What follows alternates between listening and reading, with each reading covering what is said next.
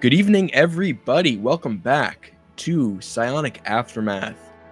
Today we have Psionic Aftermath, the Chobo Team League, our crew, versus Team Unrivaled. This was week 2 of season 20 of the CTL. Today I'm going to be casting with my good friend, my partner in crime, Snoopy. Hey, what's up? So we've also got a couple Team Unrivaled people in the chat, Cameral and Ed Fusakin, which is the Set 1 player. So glad to see you guys in here tonight. Hope everyone's week's been going good. We last week we casted the Formless Bear Sloths. That was a 6-1 victory for us. So that was a good one. And this week is going to be a tough one. TeamUR lost to SC Swarm, but it was a 3-4 loss. So it was very close and very good series. So they are coming off a week 1 loss, but it was a very good one against a good team. So they're going to be hungry here. And we had a pretty easy week. Formless Bear Sloths, we got 2 forfeits in that one. And they're a little bit disorganized. So this is going to be a tough week for us, as you know. But keeping in the theme of last week, we're actually going to go into first is a replay we missed last week. I titled it wrong, and we missed John Goodman's match versus Fiosky. So we're going to do that one really quickly. And then we're going to get into week 3. Yep. Also, thank you, Chevy, for that one bit. He says, go PsiX. So, yeah, thank you for the bit. So this is going to be Fracture. Ooh, looks like Fiosky has the Heart of the Swarm Collector's Edition profile picture, like I do. Ooh, nice.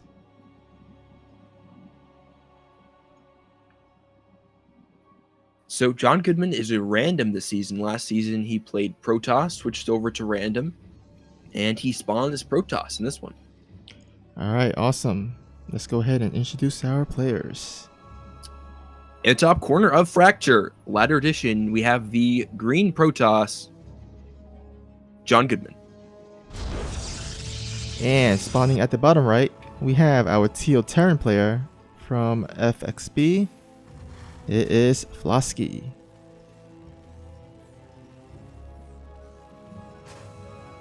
So PvT on Fracture, one of the things we know about Fracture, it's kind of the rush map of the pool. It's really tight. So we can see a lot of 2-base play. And yeah, John Goodman is a cheesier player. Well, okay, I'm sorry, I'm getting him and Zeno mixed up. John Goodman, he plays a lot of different styles, but he's just a good player. So he's at a pretty big advantage in this map because he got Protoss. It's his best race statistically and in a random draw. Yeah, it's always nice when you play random and you just spawn as your best race. That's always awesome.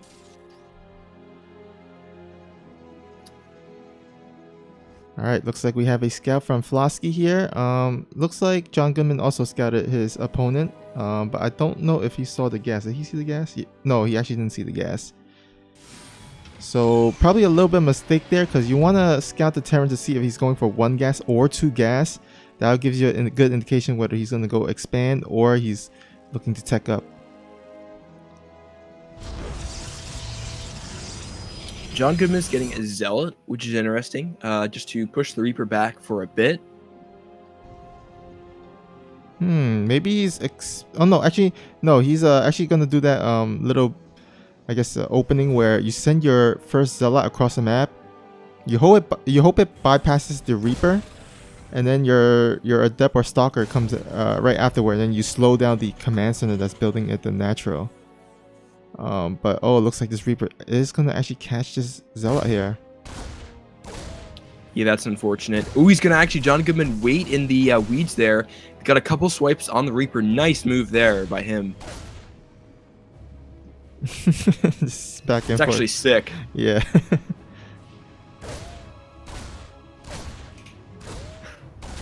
Unfortunately, the Reaper regen's too strong. Although John Goodman has a Stalker coming across, he's been patient with the Zealot. He might get it out alive. He needs to pull that Zealot back. Oh, I think. Oh, gets it at the Oh, last second. wow. Nicely done, John Goodman. He's going to get a couple of SCVs here. Going to delay the command center. Oh, loses the Zealot there. But still, this is nice. Pick up 3 SCVs and a Reaper down for Flosky. Yeah, although he want to be careful with the soccer, does not want to lose it to 2 Marines. But I think with a bit of micro, he should be able to. Actually, he might even get this SCV, delaying this command center even further. Yeah, the Stalker might get trapped, though. Yeah, it's going to go down. But still, a lot of value there. Very delayed natural. And some nice early damage. Yeah, 7 total units going down for Flosky for 400 resources. On the other hand, John Goodman with 3 losses, 325 resources. So definitely John Goodman got the better end of that battle. John is going into charge charge Immortal here on only 1 gate. It's interesting. You know what? I think it's because with he got so much damage done in the beginning that he just went ahead and just teched up really early. He can always add the gates later on, but giving him this early tech, he can make a timing attack with that charge lot, and even make a war prism after this Immortal and just go for attack. I mean, I wouldn't be surprised if he did that. Yeah, Flosky is going bio here. He's got 3 racks, stim on the way. So John Goodman's just got to be careful he doesn't get caught with a really good stim. Because he is... Well, okay, if John Goodman gets enough charge lots, he's going to be fine. But Flosky with 3 racks of bio being produced here could hit a pretty nice stim timing. Yeah, for sure. Looks like both players just macroing at this point, teching up. It looks like there is one little ninja marine going out just to scout if there's an early third base, and does not see third base from John Goodman, which is pretty late because usually Protoss would throw down their third nexus around like the 4 to 5 minute mark, and it's already 5:30. Yeah, that's a nice thing here. Flosky doesn't waste a scan on the third. He sends a marine, which is something he can easily do, and then he has also some vision there as well when the third goes down. That's just being economical with his scans is a small thing, but can go a long way in a scouting tech. So he puts the scan down, and right after the scan dissipates, John throws down a robotics bay. So we'll see if he goes for Colossus, maybe some disruptors. Yeah, I think usually people would like to go Colossus because it's easier to micro, right? But then some people do like disruptor, kind of like Light in our clan. He likes to go disruptor play against Terran. So yeah, we shall see pretty soon. Light is one of the few people that I see going for disruptor. I think in general it's pretty bad unless you have a ton of APM to throw around microing disruptors. Colossus are just going to be much safer of a bet. Yeah, you definitely need a good microfit with that to make it work. John has been supply blocked a couple times here. He's supply blocked again, and he was supply blocked earlier. So that's something big to notice here. The army supply Flosky is ahead in army supply. John Goodman's missed several warp-in rounds and production rounds on his robotics facility. This is definitely slowing down the army of John Goodman, and this could come into play here because Flosky is coming across the map, and he's got about a 10 army supply lead, and if the Colossus isn't out in time, we could see a canceled third from Flosky. Yeah, I guess the Colossus is just halfway done, so it's definitely not going to be here in time for the start of this attack, so cancel on that third definitely possible here. This is something which I don't like from John Goodman here. When you have a third like that, you need to have some sort of map vision on that other side. Something. And the Colossus being delayed doesn't help at all either. Okay, Flosky is stimming forward here. John Goodman is not engaging with his full army. Bio's getting thinned down, though, and he loses a Immortal. Colossus is coming out now, but the stim forward, he might start getting into some probes here. Lose the second Immortal, the Colossus is out, so this is finally going to get wrapped up. But you could see some probes go down. Although, actually just going to lift off. Okay, not too bad there. Didn't lose too many probes. But he did get the cancel third, so good attack by Flosky there. While he's getting his own third base, which is about to be done. Cameral is actually telling us that it's pronounced Flosky. Okay. Flosky, okay. Got it. And Snap in the chat cheering on Goodman. Snap, the Diamond 1 player from last season. See him back. So, yeah, I think the real story is John Goodman could have defended that better if his macro was more on point. Didn't get supply capped those 2 distinct times, and they were rather long ones too. He would have had the Colossus out definitely and a few more. And also need some vision on that upper side when you're taking your third, whether it's an observer or a pylon, just something to spot, because that can give you a couple extra seconds, and then you can position on that choke. And the third for Fracture is pretty defendable if you get a Colossus up there, because then Terran has to come up the choke, both ways too, honestly.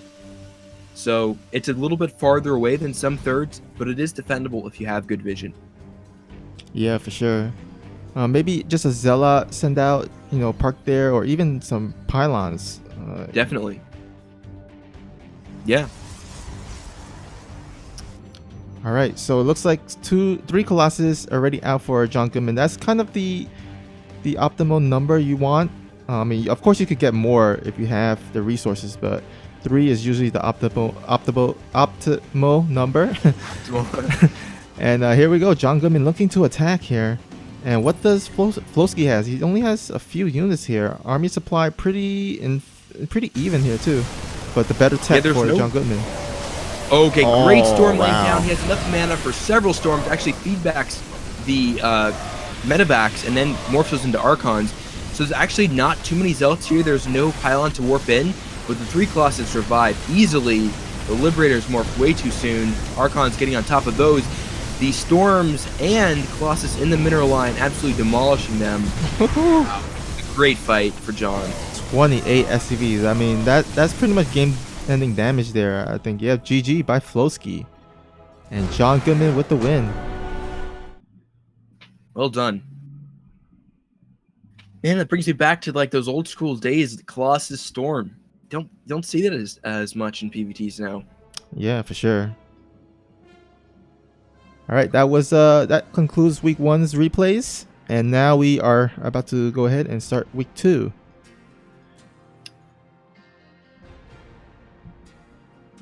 So this is going to be Turdio versus Edfuscon. That is EFDUSCOKN. I'm just going to call him, Fduscon. Okay, well, actually, we're going to wait for Cameral to tell us how it's pronounced. It's Edson, where's the word? Okay, so it's... I don't get it. How do you say it, though? I have no idea. We're just going to call him Edson, I guess.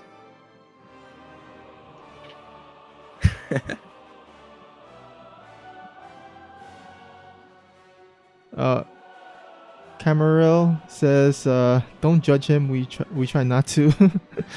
we're passively judging him. we definitely should come up with a short name for him, just to at least have. Let's call him Ed. Just why not? Yeah, Ed. That works. So this is going to be the gold set, which also now includes Plat 3s. But we're just going to call it gold. Or the the rip-off GM, because they're both gold. Oh, it's true. Okay, for set number 1 of week 3, we have the red Terran player in the bottom corner of Lost and Found, Chobo, hailing from France. All right, and at the top right corner of the map, we have the blue Terran player from Team Unrivaled. It is Ed. Do you remember? Do you remember those cartoon and Cartoon Network with Ed, and Eddie? By any chance? You know, okay, I do remember the title. I didn't watch it that much though. Ah, okay. So those jokes will not go over my head. It's okay. So, yeah. Please still accept me, Snoopy. So Turdio was very disappointed to get a TVT in this matchup. He's a Terran player, duh. So, you know, TVT for him, he's been practicing his TVP, his TVZ a lot, and TVT is definitely, he's admitted, not his forte. So, and you know, mirror matchups are tough at this level. They can be kind of dice rolly, and oh goodness, there's already a proxy out, Fred. And I like what he did. He actually sent out a scouting SCV, kind of faking out this little proxy to make it seem like he isn't proxying, because you know, usually when you're proxying, you gotta use all your SCVs, but this is kind of like a little fake out here by Ed. Yeah, proxy still probably would have worked without it, but it totally sold the idea that there's no proxy. So that's a high-level move from Ed. However, Tertio, he went for a 2-gas factory opening, so that kind of favors him in terms of build order, because you know he's not fast expanding. He's not going for the racks into command center, so he'll have more stuff to use to defend. Ooh, okay, Turdio is scouting for this. Oh, this is smart. Shoot. Oh my god, he just barely, but he's going to do it wrapped around, and he finally sees it. This is 4 racks, too, which is pretty committed to this. I mean, it's all in, but... Thing is, though, Turkey is supply blocked. Oh, this is so brutal. It's a rather long supply block, too.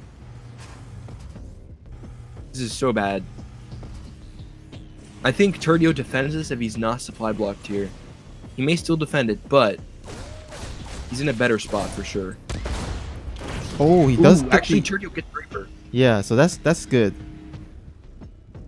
Because you don't want that Reaper to go back and, you know, regen and then come back in. Oh, it looks like Ed is actually... Wait, is it... Okay, he's not actually using the SCVs to go into the fight as well. So he's just going to go for Mass, Reaper, and Marine. Interesting. Yeah, Turdio's got a Hellion out, more on the way, and he's getting a reactor on his starport. So maybe he's going... Okay, he's going for a Hellion drop, I think, is what he's doing.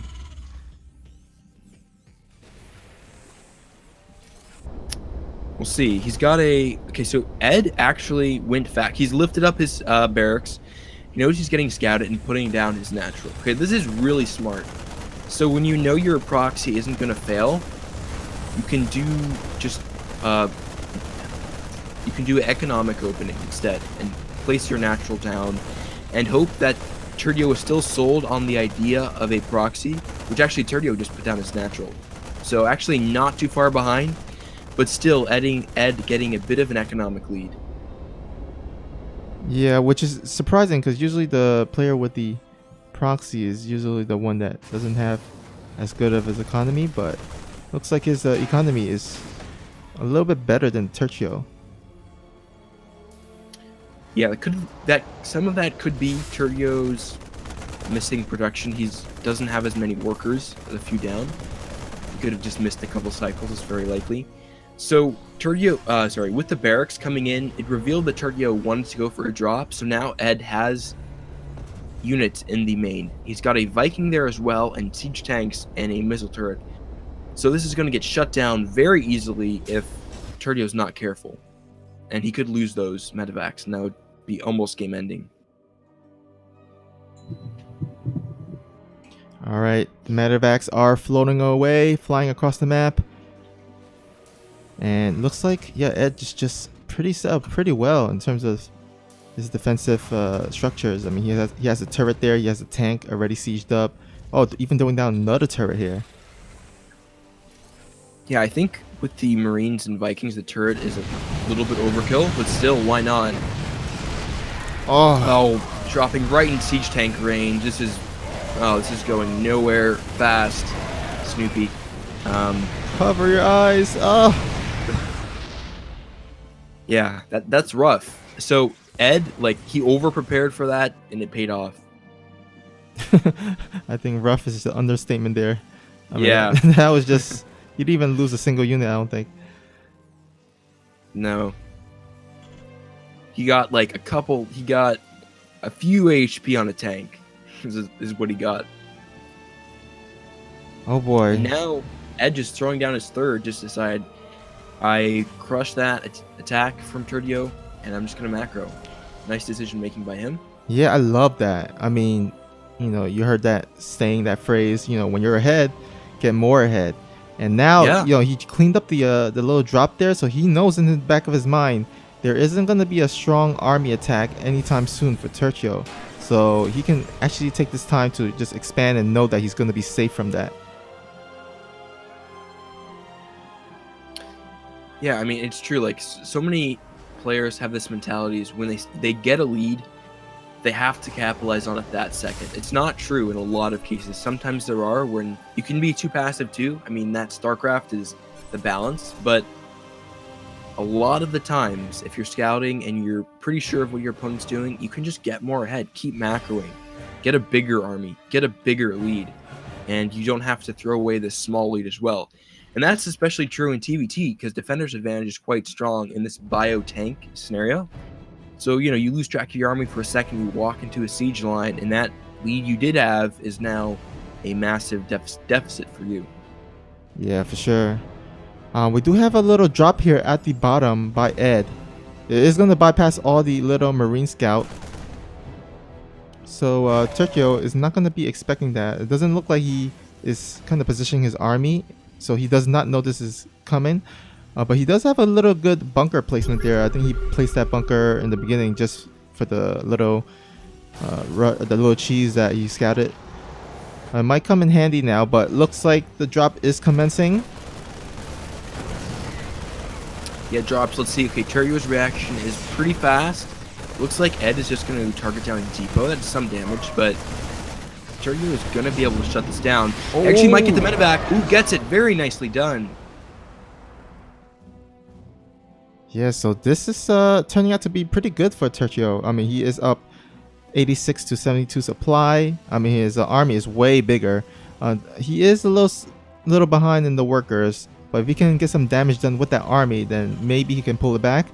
But he will not have to attack pretty soon because, Ed does have that third CC gonna go ahead and float to that third base area. Yeah, Turdio is behind in workers quite a bit, but by about 10, and his third isn't down. So Ed does have a pretty significant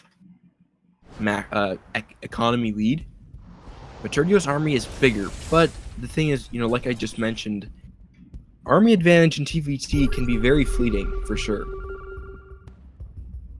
Okay, the two armies are coming here. They might collide.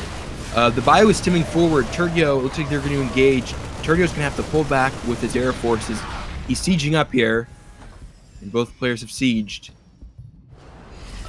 Okay, who's going to make the first move? Turdio absolutely should not attack. Okay, he's taking tank shots. This is already horrible for him. No. Wow. Oh, that's yeah. Now he's down about 20 supply. Actually, yeah, 20 supply. And he's down in the economy. Oh, but yeah, Right? Turcio has the air advantage, so he is gonna be able to push back Ed.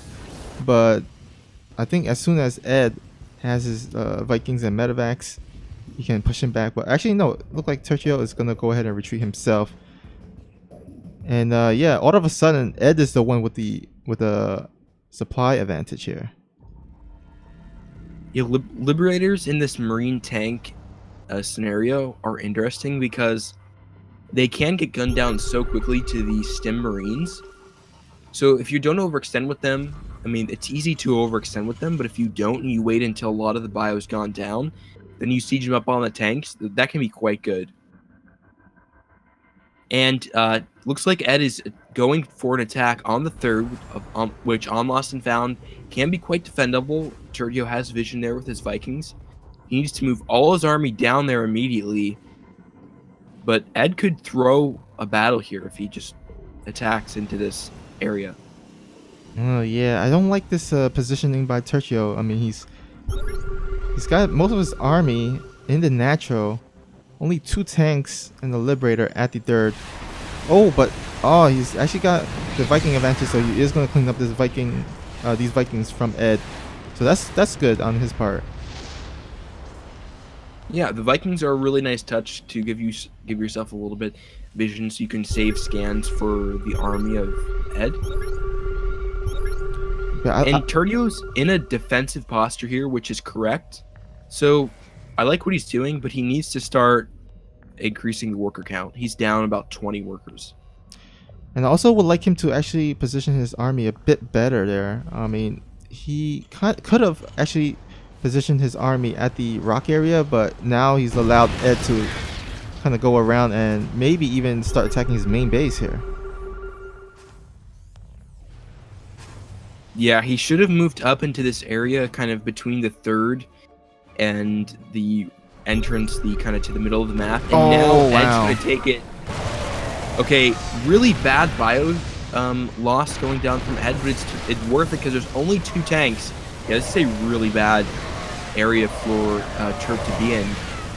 So almost all the bio of Ed is gone, but there's a tank. There's only 1 tank left though, so now the bio can go forward. Get this.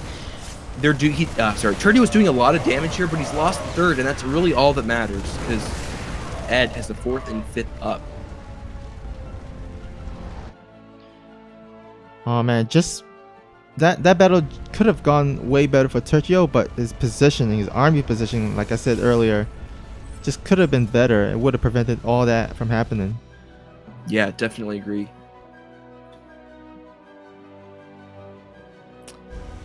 So, you know, if you were at Turcio position right now, I mean, what would you do to try to get back into this game? I mean, I think in a lot of ways it's already kind of lost just because the economic lead, but you definitely need to start producing SEVs. You need to get up to the 60 worker count, and you need to secure a 4th base. You got to be on equal bases in a mirror matchup. You can't survive for long, because that's the priority for Turcio, is get in a good defensive area to defend a new 4th base location. Yeah. Oh man, actually half his army engaging out into the map, and that's an awkward siege. Only loses 2 tanks though, but still was kind of weird. Yeah. I mean, if he had a bigger army, he could have actually taken all those tanks out, just while it was sieging up. But looks like Ed's gonna go ahead and fall back and regroup. But at this point, all he needs to do is just kind of prolong the game as his economy, starts rolling in. Yeah, I think Turdio, he can actually sort of control with tanks it's hard to motion on the map when you're not an observer, but around the sort of kind of where that 6 o'clock base is, he can control that and the 4th base he's taking now if he gets a good siege angle there, and he has good vision on the other side of the map. And Turdio is he's equal in army supply, so he might be able to take out one of these expansions from Ed. Alright, he's gonna go ahead and start sieging away at this planetary. He has a pretty good positioning at this point. Ed might actually have to sack this base, but oh man, his Viking count. Yeah, the bio in this spot is not going to be very effective. Huh? He actually just go ahead and retreat. I'm not sure why, but I think that was the correct call, just because Ed can get up on that little nook there where he has the tank with a few more, and you absolutely cannot attack the bio wrapping around onto the tanks. So I think that's the right call. Yeah, I mean, this is basically Tercio's only army. I mean, he doesn't have the big economy to lose the whole army and then reproduce it again, so he needs to be really careful with this. Ed is going to go ahead and go look to attack himself, and if he gets into that same positioning, oh, actually, no, he's going to circle around and go to the 4th base instead. Tercio is in siege. He needs to siege right now if he's going to have any chance. Oh, no, he's attacking forward, unsiege. This is brutal. Stem forward. And that's going to be it for Tercio's army, pretty much.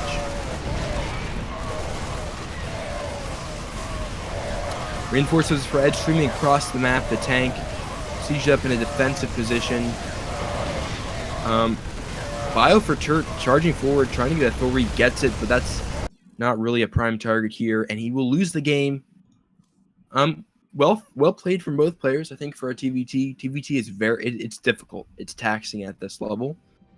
But I don't know, what do you, can you give each player maybe or give Tercio specifically a piece of advice, Snoopy, from that game? Yeah, I think both players had chances. I mean, you could see in the early game, Tercio had the advantage. He was up in supply. But I think the main thing about this game was the positioning of the army. I mean, I think if Tercio just positions his army a bit better during that game, we could have seen a different results. But gotta give it to Ed. He had a great macro. During that attack, he got his 4th and 5th base. So gotta give it to him. He played well. Both players actually played well. So yeah. Good solid device. So our next map is okay. I should actually just be in a party. Yeah. Can you join the game? Yeah, I'm just gonna never mind. Here we go. Joining as a party instead of a lobby. And our next match is going to be another TVT. It is going to be Cosmic Hero versus Andot. I'm assuming the CHT is silent, or the CH is silent. Andect, I think. Andect. Oh, maybe. Okay.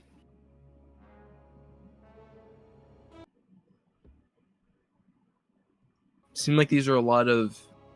Yeah, I know that Dot is German. But I guess a lot of the UR players are from Europe. Or I guess some of them are, at least, the CTL ones. Okay, so for game number 2, week 2, I think I kept saying week 3 earlier. This is week 2. It is the Red Terran from TeamUR and Dot. And at the bottom left of the corner of the map, it is the Orange Terran player. From Psionic Aftermath, it is Cosmic Hero. Alright, we have another TVT. And we have another proxy coming on. Oh no. Oh, but this proxy is actually pretty far though. Yeah, that is a interesting place for a proxy. It is closer, but it's like it could be even closer, basically. Yeah. It's essentially like 40% quicker, almost, I think. Maybe a little bit more, maybe 50%. Oh, we had the same MO where one SCV goes to proxy the barracks and another SCV goes into scout. So they kind of playing, kind of similar. Maybe they trained together or something. I mean, both players should have known that they were going for a TBT anyhow, right?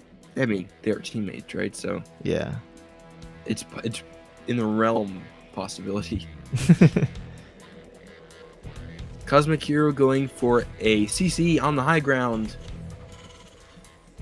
Safe here. So that could come to that extra safeness. Could mean something here. Ooh, and getting the Reaper before, getting the SCV rather, before it can see anything.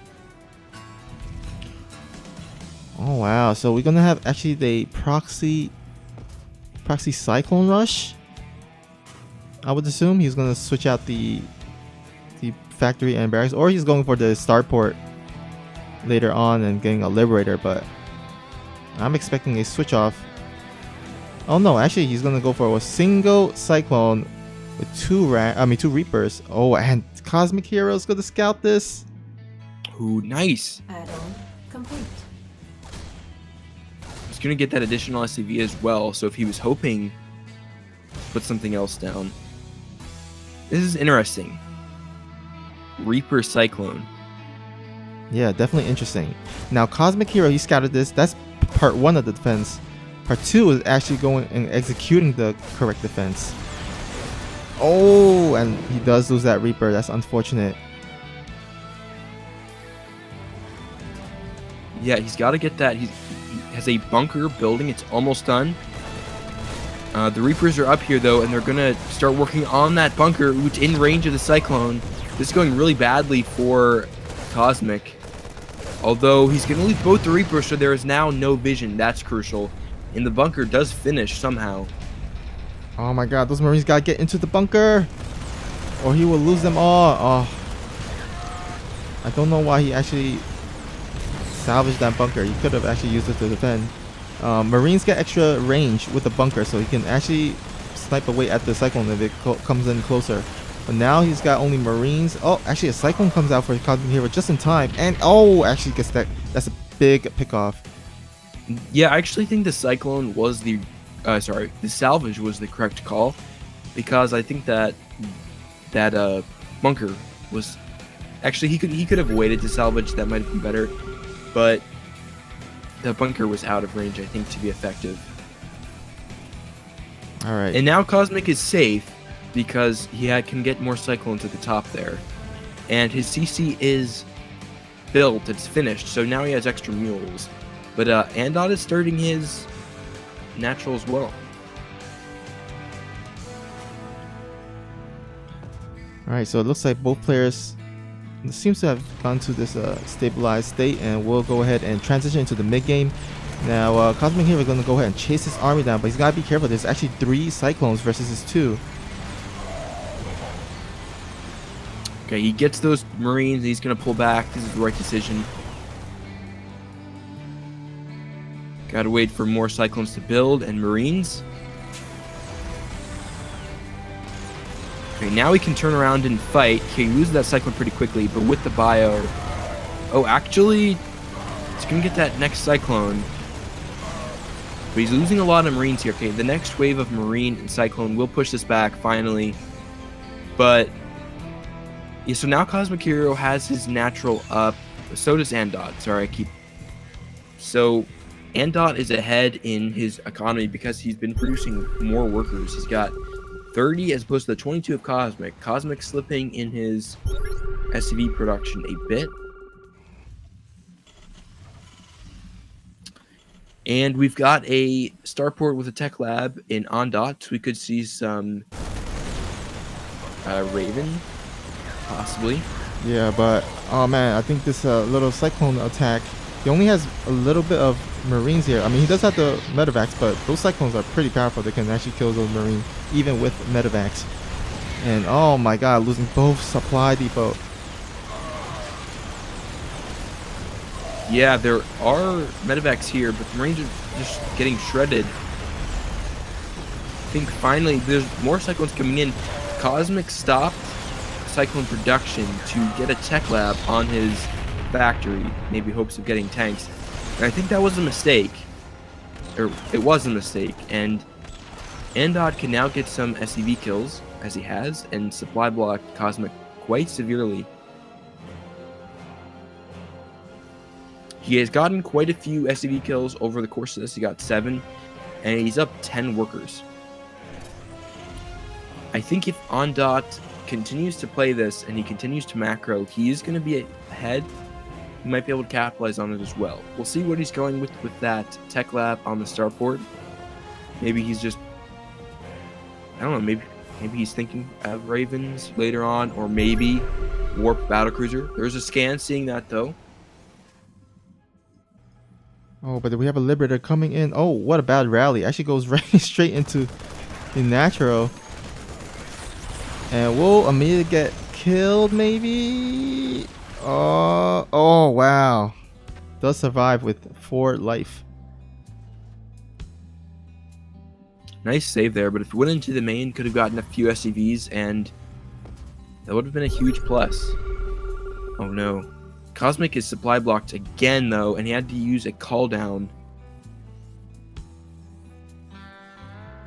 Seems like both games we had some supply block issues. Yeah, I mean, this is a lower league game, so supply blocks can happen. Yeah, that's really true. Yeah, I mean, the only way to fix that is queuing up a bunch of single-player games and playing until you don't get supply blocked, pretty much. Or, you know, just having a system of checking your supply frequently so that you don't get supply blocked. Alright, both players kind of scanning each other consistently. He does scout that the tech lab on the starport is researching cloak, so we'll see. Oh, actually he got his turret already set up. He's got his raven as well, so I don't think he's gonna take much damage from this banshee that's coming in. Yeah, so okay. It's just the banshee's just making a pit stop at the right. reactor, so definitely not gonna take much damage. We do have a Raven out for Andot. Jesus, we got like a scan party going on here. Yeah, scanning the army. Smart, but Cosmic needs to start thinking about a third. Andot's third is already completed and it's floating over. Whereas Cosmic's is not even started. Oh, using another supply call down. That is a suboptimal use of your orbital mana. You need to be sending those into mules, so start building your supply depots before you need them.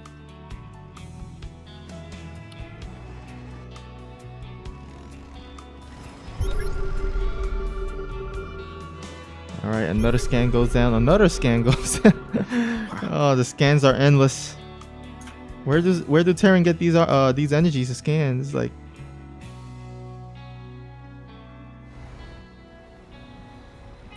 so Andot has a superior army. He's up about 10 supply, has a Raven, has a Liberator. But that said, he's got to be very careful about how he attacks into this. Ooh, Liberator on the tank softens that up very nicely. Oh my goodness, he lost his Raven. He lost his air. Wow, this is a absolute throw from Andot. And he's going to lose his next Raven. That's so much gas. Wow. That is a massive throw from Andot. yeah, I mean, Andok is ahead 20 workers, but he is down. Oh wait, actually no, he's caught a little bit back up in supply and army. So maybe all is not lost, but he needs to defend against it. If he defends against this, he will be in a really great position because he does have his third base, while Cosmic Hero has yet to gotten his third base yet. Yeah, Cosmic Hero pulling back wisely. I was worried for a second he's just going to commit, like we talked about in the last TBT. Sometimes when players just get an edge, they just, their eyes kind of blind with rage, and they just move across the map, and they can throw, after someone's thrown a battle to them, just go and throw another one completely. So pulling back there, that's a nice win from Cosmic, but the deciding factor here is that Andot's third is up and Cosmic's isn't. It's very delayed, and he's down worker count. So that's something that our Terrans, so Cosmic and Turgio, I think both need to work on, is timing of your thirds and fourths. So good catch there by Cosmic Hero. Did not take too much damage from that Medivac drop. Now, I would like to see Andok at the very least to make that, okay, as I was just saying, sensor tower, because with that sensor tower you can actually protect your main base from that dead space and the third base as well. We'll like him to actually put it a little bit upper so you can actually cover all the dead spot, so that there's no medevac drops. Because that's one of the ways to get back into the game, is to actually do a lot of medevac drops and harass your opponent to death. Oh, wait, actually no, it looks like it's covers a good amount, so it's fine. Yeah, that's a great point. Harassment TVT is really strong, especially if your opponent has a less mobile mech army. Just dropping on them is quite strong. And I don't want to keep going back to this, but going back to that fight, I think if Andot camps instead of attacking and denies the third from going down, I think this game is won by him pretty easily.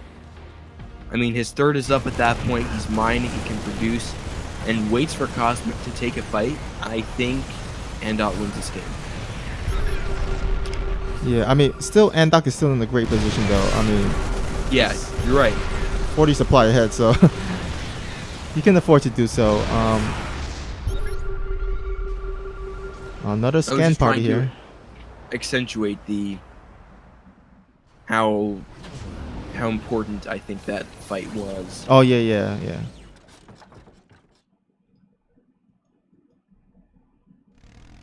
The third for Cosmic Hero is completely undefended. There's no vision. This is not something that's good to see here. A totally exposed third, and he's going to lose a ton of SCVs here when he's already down a ton. SCVs are pulled, but already we've got another 8 or so SCVs down. He's going to go into the main as well and clean some up there. Oh, but he is going to take some few SCVs before going down. Yeah, this is brutal. I mean, like you said with the drops, Cosmic Hero has not been on top of his vision. He doesn't have any vision. And no sensor towers, no, even just sending a Marine out for vision. Yeah, and this is one of the maps that actually has watchtowers, so you could just send a Marine or even an SCV and just park there, and you should be, covered in terms of a large area of vision. But no sensor tower, like you said, and no watchtower, no Marine spotters. Just a bad overall scouting, or at least map coverage, by our Terran players, both Cosmic Hero and Turcho from last game. And Dot has got his 4th CC building. And yeah, Cosmic Hero is basically mined out of his main as soon as natural, so he's got a lot of SCVs here. And when you're in the red with SCV count, you need to build another base right away. Ooh, and it looks like Cosmic Hero is not learning from his mistakes. He's gonna lose more SCVs. Oh man, that's tough. Oh, he might even actually lose this command center. If like he focuses on it, nope. It was a nice rolling drop from Cosmic, but lost both medevacs there very unnecessarily. And the worker kills is now 40-2 in favor of Andok, so that's a lot of economic damage. Okay, Andot. Okay, he's actually bleeding a bunch of bio there, but he should win this game. He really should. If there's a TVT where you should win, this is one of them. I mean, if he does not win, then if you go to a dictionary, go under throw, you might actually put his name in there, because he could not ask to be in a better position than he is now. I mean, he's 76-31 workers. Army supply is pretty even. That's the only good side or upside for Cosmic Hero. But his base and his worker count, and even his well, I guess his upgrade is really behind. But yeah, he should definitely win this game. But if Cosmic Heroes keep catching these those medevac drops for free, then maybe he can actually come back into this game. Yeah, you made a good point. He is behind on upgrades. That is the small silver lining here for Cosmic.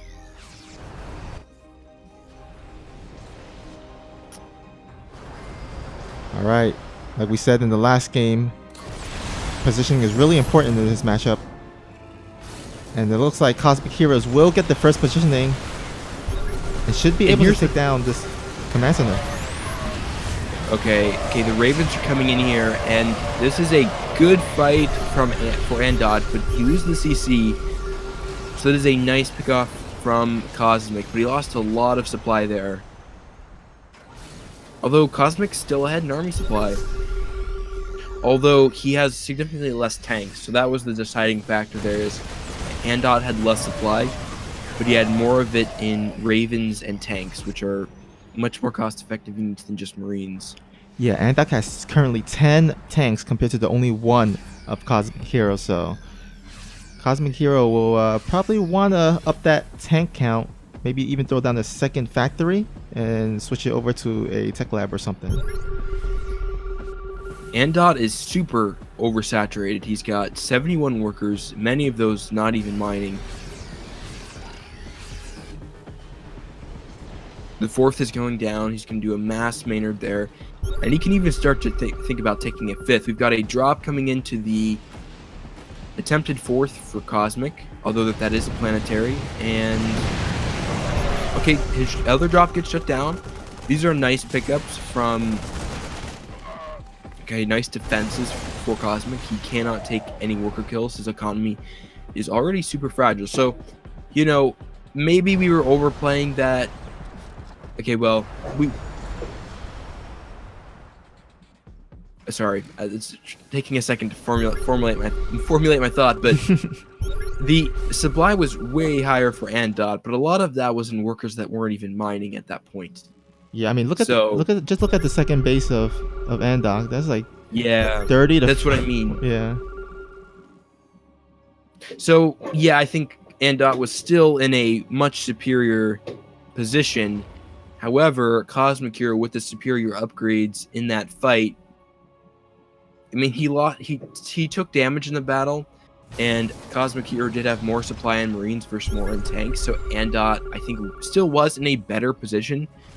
But it might not have been as close as... it might not have been as absolutely different as we thought it was. Yeah, I mean, according to the chat, looks like both of them are saying that the upgrades in the TVT battle is really important. So that's... Yeah, that's what Cosmic Hero was working towards, it seems. And now, all of a sudden, I mean, the supply is equal. Like, he's finally got sensor towers up. I mean... Okay, oh my goodness. Look at all these SEVs. Why? He moved them all down to build the space. This is commitment. Oh, and the SEV blocked his own command center from building, so his queue up command center is canceled automatically.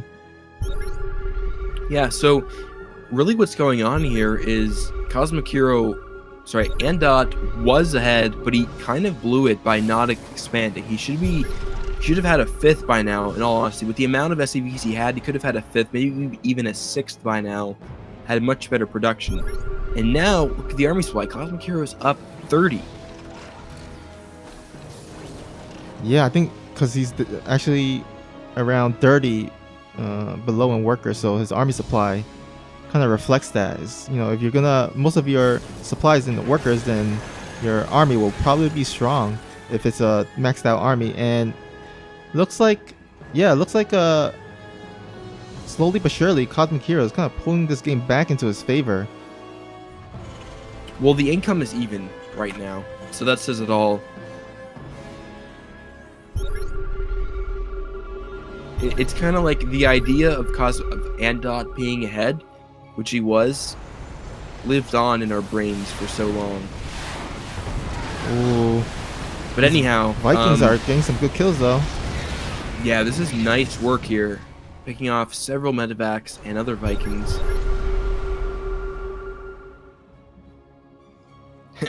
And now there's some huge oversaturation going on at the 4th.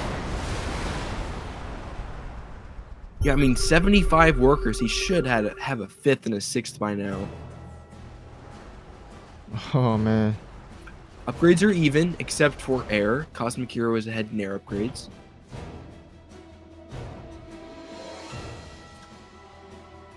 Wow, this game is approaching around 23 minutes here, and we have about a couple of bases actually that haven't yet been saturated. So this could actually go really, really late into the game.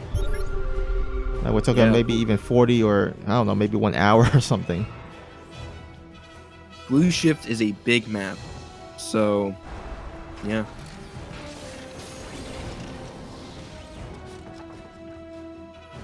I think this right here at this 4th pretty much expresses the game in a nutshell. 37-16. Yeah, I mean just Andot not being efficient with when he got ahead, didn't take enough bases to support it, and now Cosmic Hero is stimming forward. This isn't a great fight, but the tanks weren't sieged. Now he's stimming forward, getting on top of some of the tanks, but Andot with a strong siege there. Wow, that was a lot of bio that just got thrown away instantly. That's the thing, I think Cosmic still has way too much supply in bio. And that's been lying a little bit too here. He needs more tanks. Yeah, for sure. I mean, even in up air advantage, like Andek has Liberators and the massive Vikings. That's going to help him be able to siege forward and forward into this base of Cosmic Hero. And he's going to have to go back out inch by inch.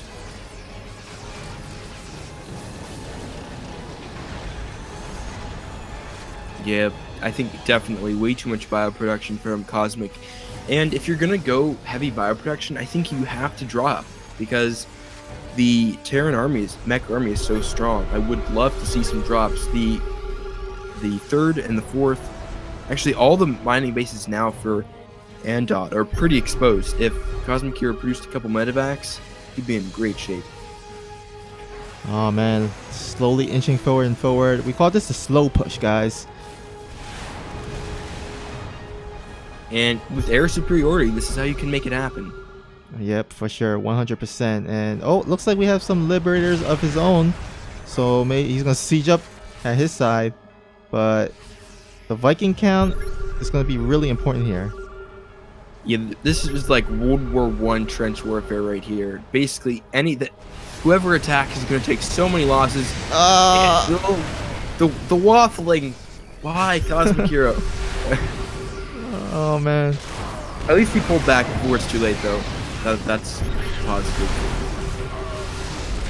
Oh my god! Now Andek is going in, but he's only going against maybe 2 tanks, so I think he's okay in doing that.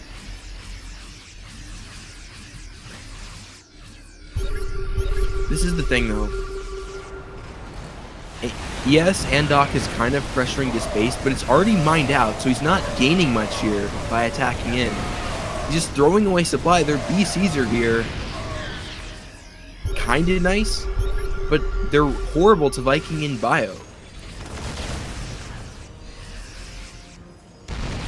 Oh, but what they can do is actually snipe the tanks with the Yamato cannon, I think. That would be nice. True. But, I mean, they take so much damage to a Viking, Fire, and Marine. Yeah, I mean, but they can still blink, so blink, repair, you know.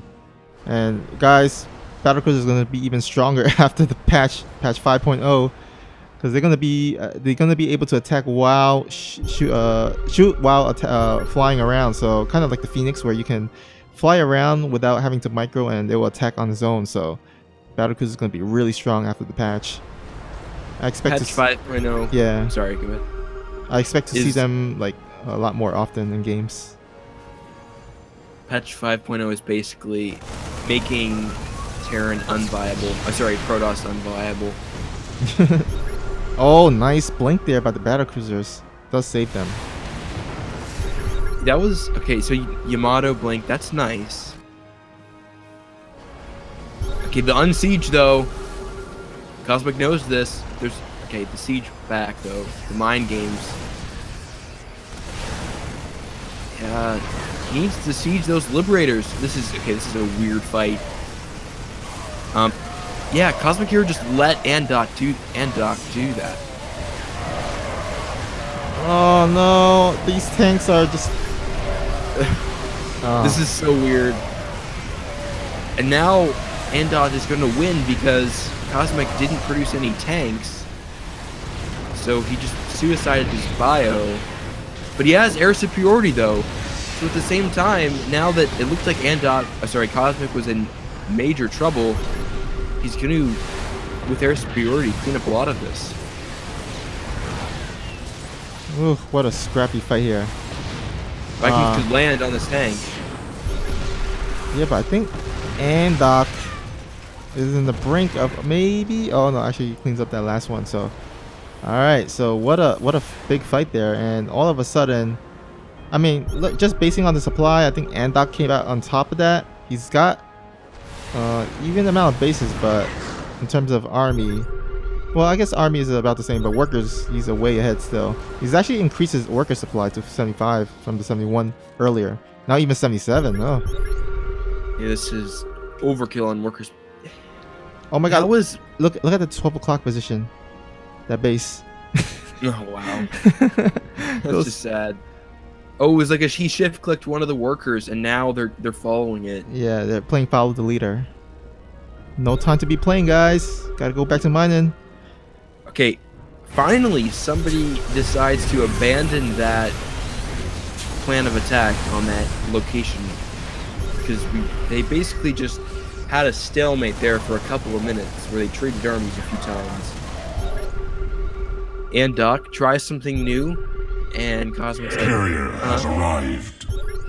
And now sieging up, forcing him back. The battle's raging back and forth. Meanwhile, Andok is taking the upper bases. He's trying to mine. If Andok can secure those bases, then I think he can win. Because he has so many workers. But okay, this is just.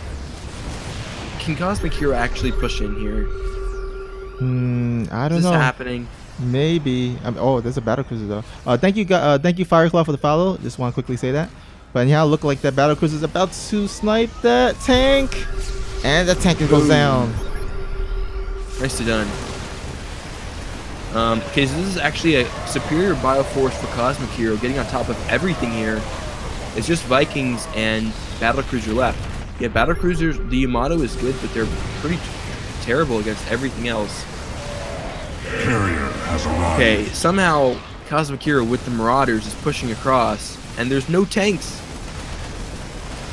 Because the gas mining has been really poor for Andok. Yeah. Thank you again. Thank you, Ed, for another follow. Looks like Andok is gonna go ahead and try to make this one last stand. Oh my God, he's just walking. He's walk microwing. He's not attack moving. Oh my God. Guys, prepare to take out your dictionary, go under the word throw, and start writing Andok's name under it, because I think Cosmic Hero is about to turn this tide. And maybe even win this game. This is nuts. This is low level TBT, and I don't mean low level soul, by the way. Just, you know, platinum level. This is platinum level TBT at its finest. Carrier has arrived. Oh my God, we're getting more follows. Camarel is another following. Yeah, another follower. Thank you. Carrier has arrived. Another follow by Subsanata. Subsanata. Yeah. Hope I pronounced that name right. But anyhow, it looks like Cosmic Hero is gonna push into the natural of Andok. This feels like the most absurd ending to what we were seeing this mech battle back and forth going across, and then just Cosmic produces tons of bio at the end and just stomps. I mean, Andok should have had several tanks in this position, because, I mean, a lot of tanks. He's got so many SVs not mining. He needs to have gas. He doesn't have gas mining. So, I mean, Cosmic, good on him for realizing that, but Andok shouldn't have happened to him. Yeah, for sure. Quinty, thank you. Quinty, thank you for the follow. We got a little follow spree going on here. But I think they're following because this TVT has been nuts so far. Oh, look at that concave. Ooh. Actually, it was a good split. I don't know if that was intentional or not, but yeah, this is it. Yep, it seems like it. Oh, he's gonna sacrifice his whole army just to get that tank, but does not get it in the end. And Cosmic here is gonna go charge into the main base and get on top of the production buildings. And GG. Wow, we've seen it all. I mean, we saw a TVT with Turtio last season that went long too, but this one was actually pretty exciting. I will say that. Yeah, for sure. What a really great game. Very, very back and forth.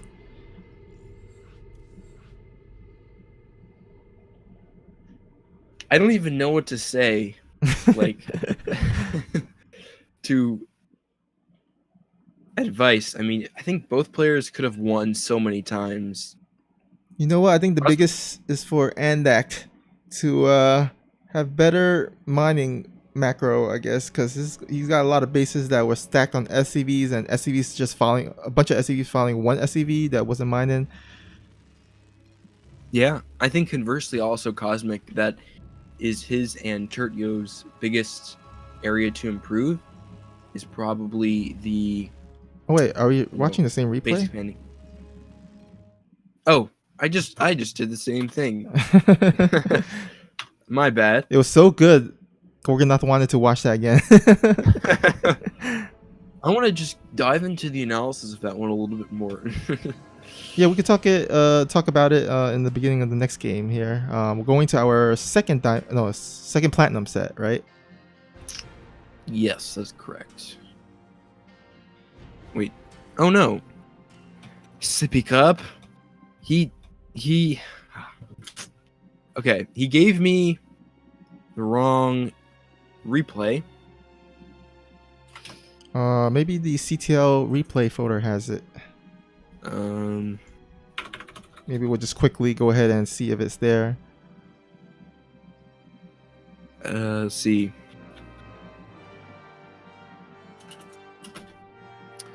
This was whose game was this again? This was Carrier has arrived. We're missing Mystics. Oh, okay. I can't believe it. Oh, thank you, Jang, for the follow, or JJ Jang, JJ Jang. Is it in the CTL replay folder in the CTL site, or the Google Drive rather? I'm looking for it. All right. So yeah, as Gorgonath searches for the replay, just touching on the last game, as a Terran player, you have something called Meals. They're really good. They're kind of your best friends. And you don't have to go over 70 SCVs to have some really good macro, because the Mules will mine extra for you. So I think one of the reasons why Cosmic Hero was able to go ahead and turn that game around is because he kind of overmade workers and didn't make enough army. The good thing is that he did transition or try to transition into battle cruisers, but he didn't get to that point where he had overwhelming amount of battle cruisers where you could just take as much damage from Marines and then still come out on top.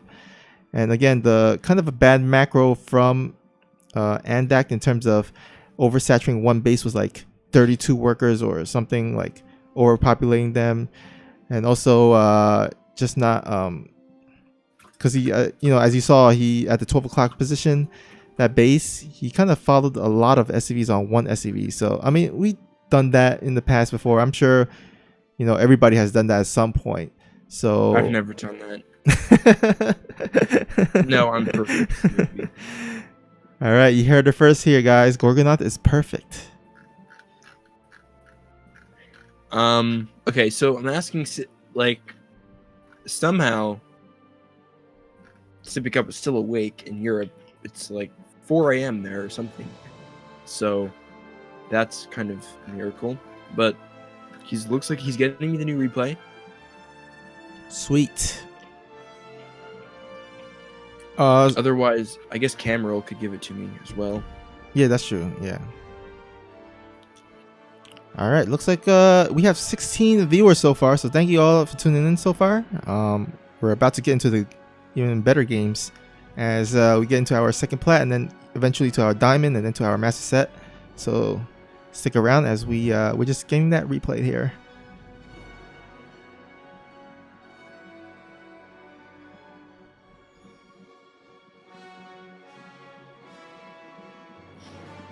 Okay.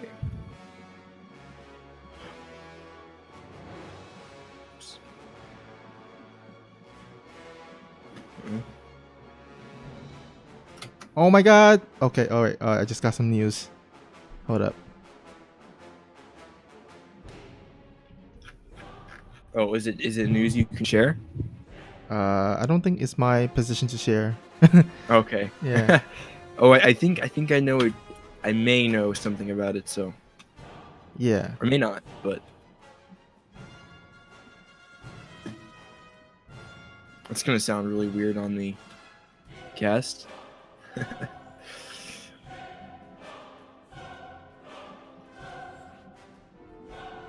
Okay, we're ready. All right, sweet.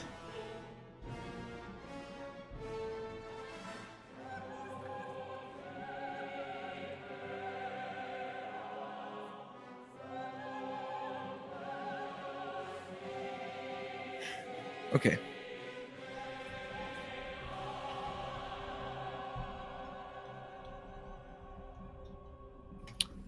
All right, sorry for the delay. We're going to go into Mystic versus Gioni.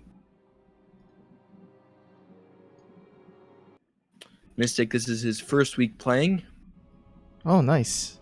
Yeah, we picked him up recently, came on, and is playing for us CTL. I could imagine, like, you know, playing first time in CTL and being, like, really nervous. Yeah, for sure. I mean, we've got some players who playing for us that have been playing for seasons and seasons, and then some guys it's their first, so definitely get some nerves. Okay, we've got some proxy action underway, but meanwhile, we've got Gioni in the bottom corner as the Red Terran. And at the top left corner of the map, we have the yellow yellow Terran from Psionic Aftermath. It is Mystic. We wish it was a Protoss. We had our third TVT, guys. Or actually, this is our fourth or third? This is our third. Okay. Oh, the score is 1-1, right? Or what? 2-1? Yeah. Okay, 1-1. So Gigioni is proxying barracks again. I don't know if his name is supposed to be said in an Italian accent, but Maybe kind of mention it that way. Gioni, I don't know. Or maybe the J is silent. Just Yoni. Gioni. So all the unrivaled TeamUR players have gone for this. Oh yeah, that's And true. I didn't even. Yeah, I mean, it's interesting because the proxy isn't that close, but it's still closer. And Fracture is the very small map, so these type of plays are very, very good. Oh, but Mystic sees the SCV coming back, so maybe he can have a hunch that there is a proxy. Definitely gonna know that once he gets up here and sees no barracks and scouts the 2 racks as well.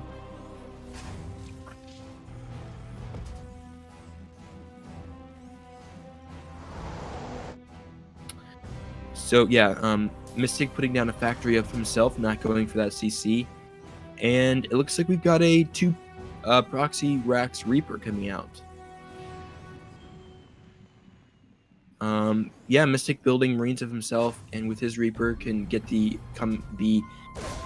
SCV that's coming in. If Mystic builds a bunker, I think he's going to be just fine. He can get some Cyclones out pretty quickly with his factory.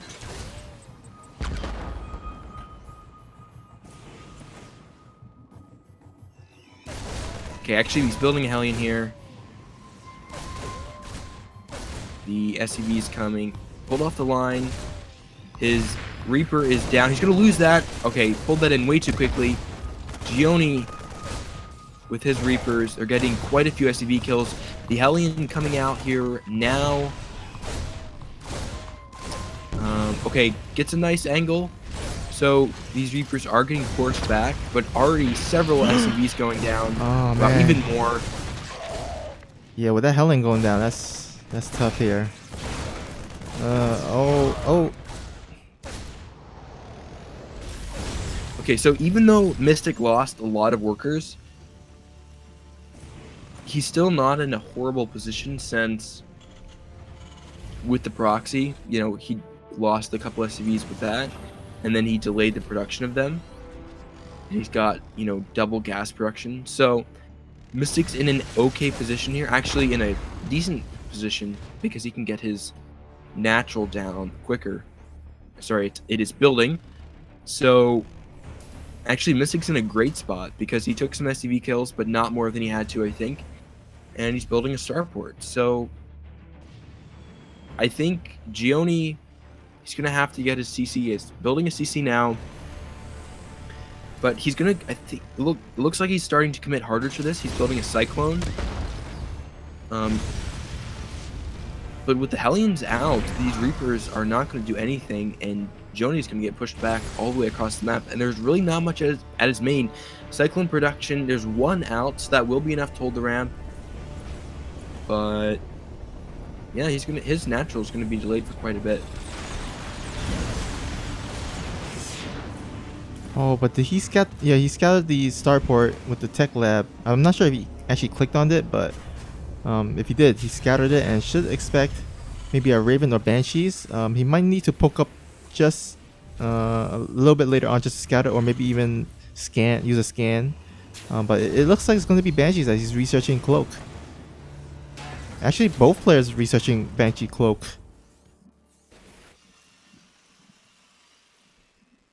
Interesting. Mystic's SCV production has been pretty good. He is tied with Gioni.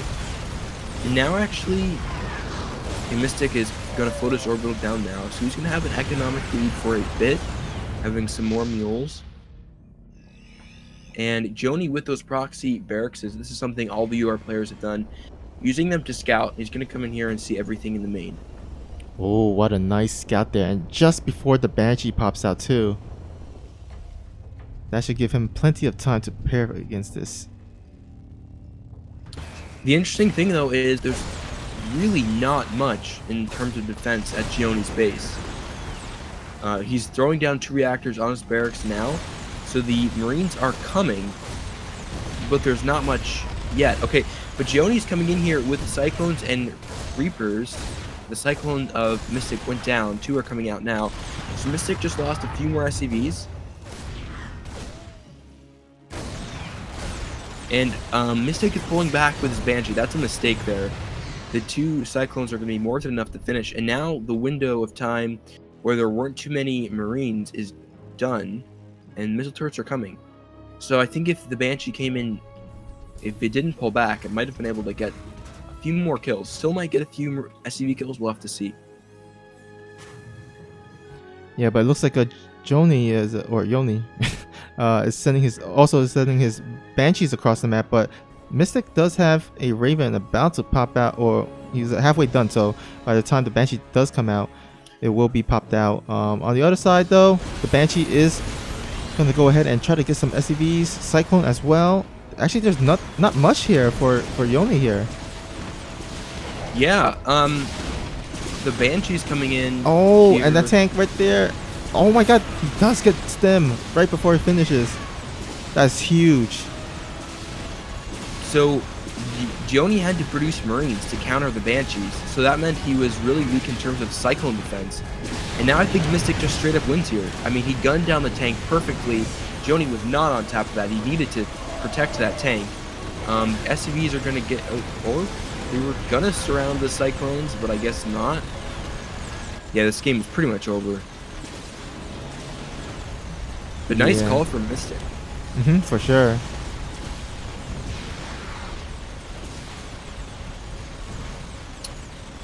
There is a Cyclone in... Sorry, there is a Banshee of Gioni. Went into the main, but got gunned down. Was not available. So yeah, Mystic won this game. Nicely played. Mystic is going to win this game. Nicely done by him. Hopefully to see some more good things from him to come in the coming weeks. He's a Plat 1 player, so he's playing in the open Plat spot. And well done. Hopefully you can see more of the same in future weeks. Yeah, hopefully so. Really great game for his first game in CTL.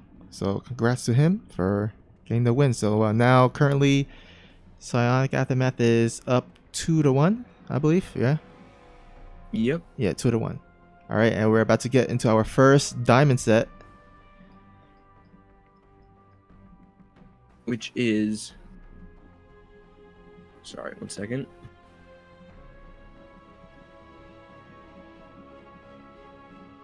Did Sippy not give it to me? Let me look.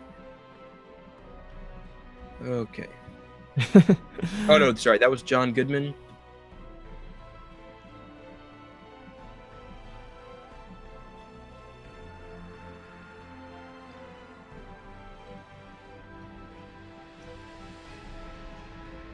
Okay, never mind. Sorry. Here we go. John Goodman's game. So I need to take a 30-second break, and I'll be right back. All right.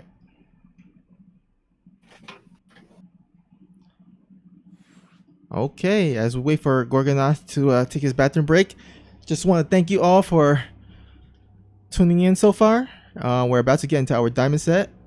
And also, feel free to follow us on our Twitch channel. I think we are at... Let me go ahead and just actually double check here.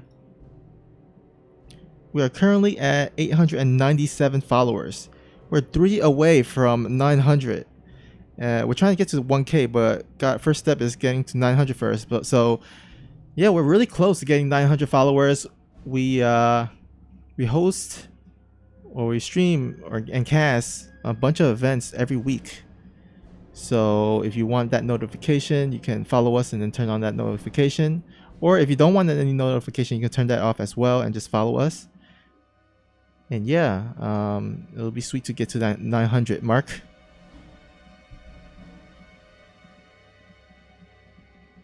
All right, let's see what is happening in the chat.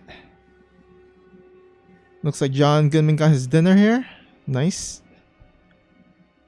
Cook some beef and rice. Nice. That sounds tasty.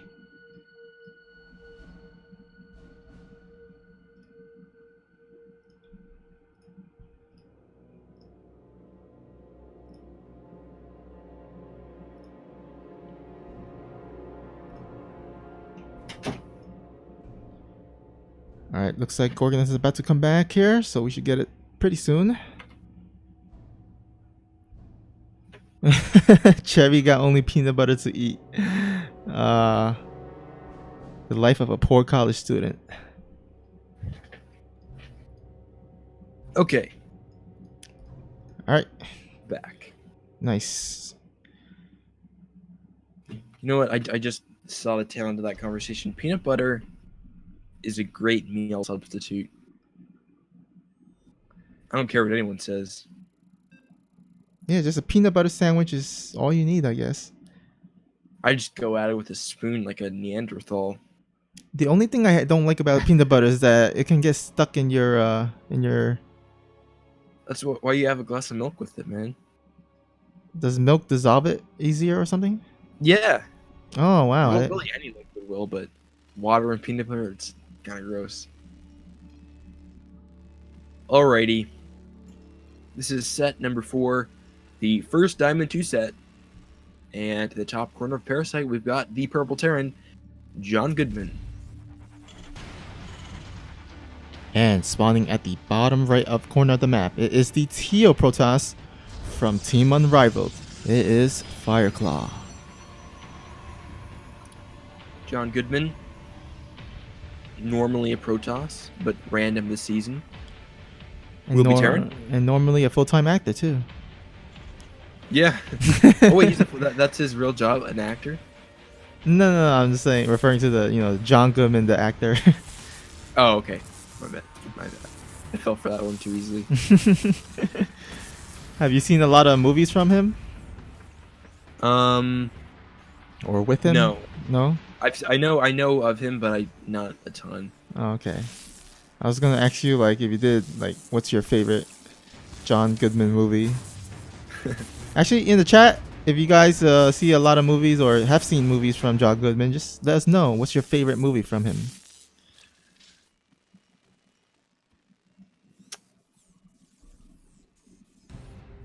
So,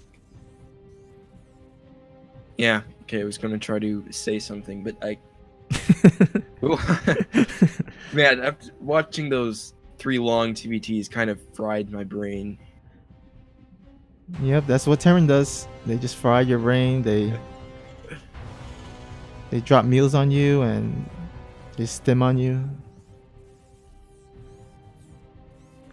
I'm actually curious, John, maybe you can answer in the chat, which race he's more comfortable with. Ooh, actually loses the SAV. Bummer.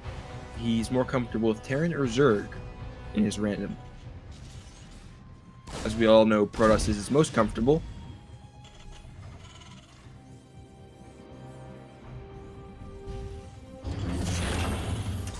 Well, anyhow, looks like Fireclaw. Well, actually, one thing I would like to point out is that I like his little setup he got there at the little, I guess, jump-in area that Reapers can come in. It kind of completely blocks the Reaper so that the Reaper can only come through the natural instead of the back area.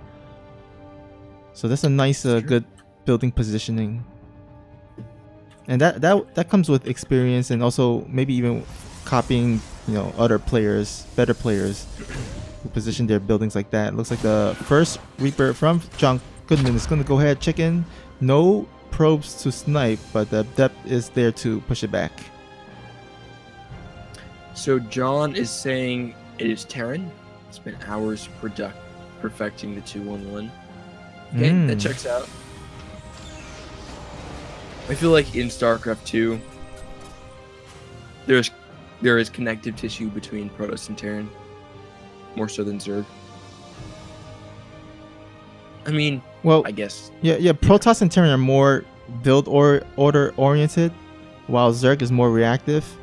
So I could see how you can compare the two. Yeah. Adept coming in and will shade into the main, getting 1 SCV kill. It's nice. Gets 2 total.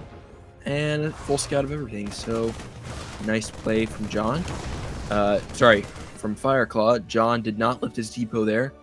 Missing that, and then will allow a full scout. But he's not going for anything crazy here, just going for stim, bio.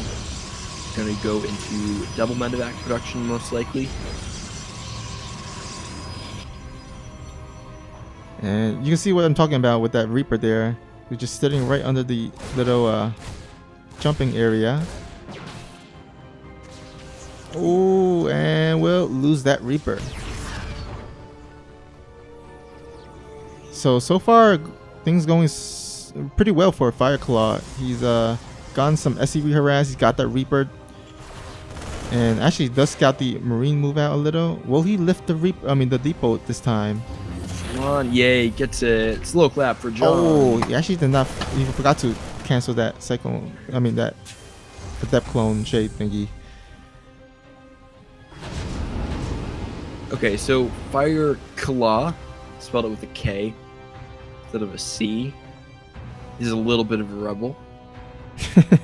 Moving out with his stalkers.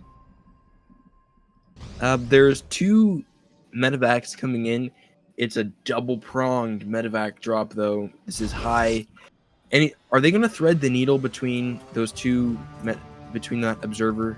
Yeah, looks like it. Okay, actually, oh no, he spots one, but this is the less loaded one. And now John Goodman can boost into the main. This is a nice pickup. He's going to get the pylon. Okay, the focus fire is not there. The gateway taking some shots. Going to get the Arcosa pylon. That is nice. It's going to be a couple war productions down. Although, I don't know, going for the probes would have been nice. Yeah, I would have gone for the probe too. Especially, that other medevac did get sniped, so, you could have used that as bait. even though it went down. So yeah, definitely a missed opportunity to get more probes. But anyhow, he's gonna go ahead and get his little combat shield going. I think he's got. Did he get stim already? Yeah, he got stim already. So he's got that down at least. There are stalkers there though, so the only 2 probes for that. Yeah, Fireclaw saying he's just that edgy. It's like you're the person that, you know, when a door says push, you pull on it. Oh hey, Drop the Miss. Welcome to the stream. He's using that little custom emote that he got from subbing to my channel. So nice to see that. But anyhow, Wow, you're so far ahead of my subscription game. Subscribers get nothing. That's why you're 4 times more successful than me. Wait, you have wait, how many wait, you already got the affiliate, right? Yeah, I got affiliate a while ago, but I didn't really stream that much. Oh, okay. I should though. I should get a webcam and start streaming. Oh, that would be nice. Could see some Brew War action with you and Sippy Cup or something. Yeah. Although Sippy Cup and me, his Brood War relationship has gone a little bit, you know, because he's PvP and I can only take too much proxy DT shenanigans before the relationship starts to get a little bit cold. So, you know, nah, I'm joking, but we're a PvP and I can only do so many PvPs. So he likes PvP though. Him and Wrench too. Wrench, longtime member of PsiX, playing some Brood War with us. Oh yeah, I remember him. Really improving. Ravage as well, the GM. He's a really good Zerg. We have good games. Yeah, I would expect so, because Brew War, I think, is more mechanically influenced than StarCraft 2, right? Yeah, I mean, his mechanics are scary good, like in Brood War. Like, if he spent some time to get some builds down and sort of get a little bit more understanding, he would be extremely good. He would be beating me quite easily because his mechanics are so good. But meanwhile, back in this game, we've got some Zealots getting... Did we get a few SCVs? It doesn't look like it. So this War Prism drop of Zealots is shut down. So nice defense from John. John says, letting us know his macro was pretty on point up until now. Well, we'll be the judges of that, John. John dropping in. Targeting the gateway and the cyber core. Okay, nice. Gets the cyber core. Now he's attacking 2 different gateways. So I think he shuts this down. Yeah, he's gonna shut it down pretty easily. Got the snipe on the medevac, so he can't even escape. I mean, I guess getting the cyber core is nice, but how good was it really is the question. I mean, he can just produce Zealots with the next couple rounds and wait for the cyber core to finish. Like, the cyber core is already done. John hasn't targeted the probes in any of his drops, and that's something that I think was a mistake. Yeah, you could have even gotten the Templar archive if you wanted to, I think. If he just, you know, flied in over and would have stopped and delayed Storm for a while. It's true. Yeah, now he's attacking, and I think by the time he actually engages, Storm should be finished. Okay, John coming in here onto this third. I like this a lot. Looks like Fireclaw was just going to put up a pylon there. He needs to just go in while he still has a window. Okay, the tank is up, slimming forward, and Fireclaw's army is too strong. He actually morphs into Archons. I think he can save those for Storms. The blink forward onto the tank's guns, 1 down, 2 down, and now the tanks are gone. The third tank coming in will get gunned down by the Stalkers. The bio is here, but there's Archons, there's Stalkers, there's Immortals, a blink back. There's just too much here for John Goodman to fight. Yeah, nice engagement there from Fireclaw, getting on top of those tanks. I would have maybe liked John to maybe come in from the high ground here with his tanks and siege up, be a little bit more, wait for his tanks to get in a better position before he engages with Bio. Yeah, I would have to agree. Definitely came out, and the Fireclaw came out the better end of half of that battle. Now John Goodman, he's kind of in a scary position because he's down 58 to 36 army supply, and I think it looks like Fireclaw is about to attack like pretty soon. Yeah, I'm worried for John. He doesn't have, his production isn't great as far as his buildings. He's got one fac. Well, I guess it depends how hard he's committing to the tank, but Bio is hard to play in the current state of PvT. It really is. I mean, just the pure Bio. Yeah, you're gonna have to get a lot of damage done with the harass, the drop harass, and kind of spread the Protoss thin. But Fireclaw has some good defense and comes out on top. Yeah, I mean, when something like Bio, the strategy is a tough. That just means that you have to, you cannot slip on your production. And I think John did a little bit at the end there, didn't have quite enough. So, yeah, I mean, John, he went for the building several times in a couple different drops. If he would have maybe leaned into the drops a little bit more heavily and tried to go for probes, I would have liked that. Maybe he could have gotten something done there. But still, I mean, it's tough. John playing 3 different races, preparing strategies. But I think he's doing well as a off racing. I don't know if you got any input on that, Snoopy. But you already gave yours, never mind. Or did you?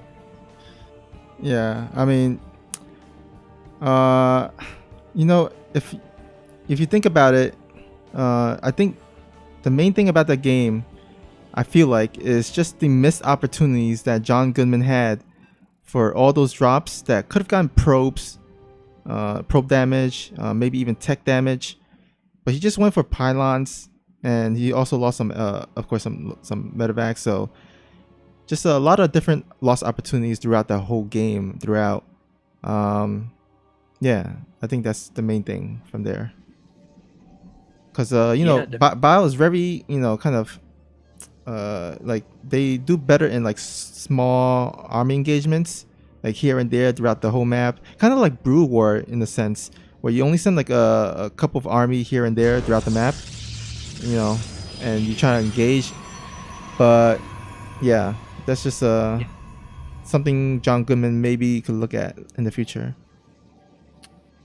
Alrighty, so for our second Diamond 2 player, Maybe I think you got to change the overlay. Second Diamond 2 player, right. We've got Nemesis as the pink Protoss on the top of Acid Plant, and we've got the yellow Terran Inazuma on the bottom. Yeah, and all of a sudden we see another kind of familiar tactic from a Terran, from a Team Unrivaled Terran. I feel like they got all the same coaches and that they were taught this way or something, because all of them have, or at least most of them have gone for this proxy. And looks like Nemesis is gonna scout it here. But actually, she's not looking at the mini map, so it looks like she's gonna just go ahead and bypass this. Yeah, she sees it, but has she thought about it yet? Yeah, it's kind of like those situations where, are you hearing what the person is talking, or are you listening what the person is talking? You can hear it, but you don't actually listen to it. So that's kind of what Nemesis is doing. She sees it, but she doesn't see it, if you know what I mean. Yeah, I got you. We've got a second proxy. Wow. Interesting proxy locations for these guys. Okay, but this is the Marauder proxy. And is Nemesis really just not seeing this? I guess so, because you need to have a robo yesterday to beat this. She's getting an adept too, which I don't like. Yeah, Marauders. I mean, Adepts don't really do much to Marauders. I know that Stalkers, they receive extra damage from Marauders, but still, you want to probably get a Stalker more than an Adept against a Marauder there. She is getting for going for a Robo, so that's good. That'll help get some maybe Immortals out, but I don't think this Immortal will come out anytime soon before this Marauder attack hits. Yeah, she needed shield batteries like 30 seconds ago. This is way too late. Marauders are here. They can just kite back for Jays. A Cyclone as well. Man. Yeah, I don't see a way out here for them. Oh, but she might. Oh, she doesn't park her probes. Her probes at the ramp area. All right, she does get the good surround though here. It's pretty decent, but losing a lot of probes. This is nice, but she loses the Stalker. Okay, so fighting the Cyclone with the probes is nice, but she's losing all her mining time. And now she's going to use the SCVs to try to mass repair that. And she's chronoing out an Immortal. But meanwhile, back at home, it looks like Inazuma has committed a little bit more heavily to the... He's producing SCVs, and he has 2 Cyclones out. Oh, but the Immortal's not targeting on the Cyclones. It's actually hitting the SCVs, and that is going to be the end of that Artosis pylon. Oh man. Yeah, that Artosis pylon is going to negate any chance she had because she doesn't have the shield battery energy to repair anything, and yeah, this is no GG. So I'm wondering if Nem, either one option is she saw it but she didn't really see it, or she didn't understand what was coming and how severe it was.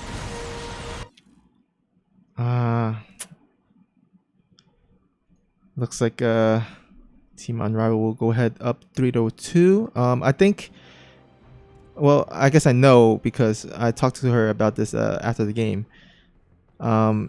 She said she queued up to attack with the probe, but the probe wasn't in range to attack, even though it scouted it. You know what I mean? Like, you could be near the building, but there's nothing to attack, so you don't really your probe doesn't end up attacking anything. And she said she just didn't look at the mini map, or she didn't pay attention to it. And then by the time she scouted it, was actually when she scouted her she sent the probe to the base of the Terran. So it was at that time, it was like pretty late. Her Nexus already went down, so she couldn't really cancel it. But even then, I think she still had a chance to win if she had just target fired the Immortal on the Cyclones, because that Immortal just attacked the SCVs instead of the Cyclones, and that those Cyclones managed to take down the pylon there. Yeah, I mean, it was going to be tight, but still possible. Okay, so this is our Diamond 1 set 6. It's been a while. We've had a longer cast so far. Finally we have a Zerg. We've got a TVZ, and at the bottom here of Dreamcatcher, we've got the Zerg for UR, Red Zerg, Silver Fox, who is misfiring on the drones. Okay, hold them all into one patch for half a second. And here at the 10 o'clock position, it is the orange Terran player from Psionic Aftermath. He is the Lord and boss of all Terrans. He is Terran Lord. Terran Lord stepped down from, well, he was Masters 3, so he went down to Diamond 1, and now he's playing for us, and he is wrecking nerds in that slot, so cool. Yeah, I would say he's one of the stronger diamonds for sure, in our clan at least. And he's also an admin for CTL. So if you have any questions or problems, you could at him at the Discord. He loves being pinged. Make sure to do it about 5 a.m. South African time, because he stays up really late to read everybody's pings and requests, but he does go to bed eventually, so ping him right when he's asleep. Wait, what are you talking about? Terran Lord doesn't sleep. He's awake 24/7. It seems like it. He's almost on. Sometimes, like, I'm going to bed and he's like just going to bed. I'm like, what's wrong with me? This is dedication, is what it is. Yeah, I know. He's got, like, if you look at his tags and his rows in Discord, it's like a long list. He takes on a lot. His brother as well, man. Binks Tears coming on is now the admin, or yes, admin for our Africa TV events coming on. He's going to be doing those, so show him some love, guys. He's a great guy, I think. Been through a bit recently with the PTL stuff, but hey, we love him. He's back, and I think he's doing a great job. And he's also going to be in charge of our MVP Cup too, or adminning at least. Yeah. Which, okay, that's actually now everything is European friendly time, right? Like that's we try to make it as, because the past few events, the MVX Cups, I say X because there's a MVD and there's a MVM and there's a MVP. They have been like around 5 o'clock ish. I really, selfishly wish that back in the old days when we did things in American times, we did them like at 8 o'clock at night. Oh yeah. But now we got to do it earlier because we expanded our EU side. Our European roster has been growing over the months. It's bittersweet for me because I just can't make all those times, but for the greater good. Yeah, I mean, we'll still have the CTL replay cast, so that's always something you can. Back when PsiX was. Back in the old days when it was for North American players. Back in the old days when we were young and we got chicken legs, spring chickens. Okay, so I'm sure we've missed a ton in this cast so far, but Terran Lord is going Hellion Pressure, and wow, this looks like a standard game. Refreshing from all those shenanigans from the UR Terran players. Yeah, Team Unrivaled, they didn't spawn as a Terran, so no more proxies, at least in this game. And Terran Lord, he's not really a proxy player himself, so... Yeah, he's a good old South African boy who does standard play. So, Terran Lord has a Pult Viking, which I love. This type of stuff, this older play, but it goes underrated because it gives you map vision, especially on Dreamcatcher, where the third's more exposed. There's going to be a lot of Overlords hanging out in this place, so he's going to get quite a few Overlord kills, and it's going to give him map presence. So, huge fan of that. Love this. And meanwhile, Terran Lord is slipping into the third. There's some drones being transferred there. He's going to get on top of the drones and get a queen maybe as well. There are some queens over here to transfuse, but he's getting lane kills. He just got about 7 drone kills, so nicely done by him. He might get a queen here. We'll see.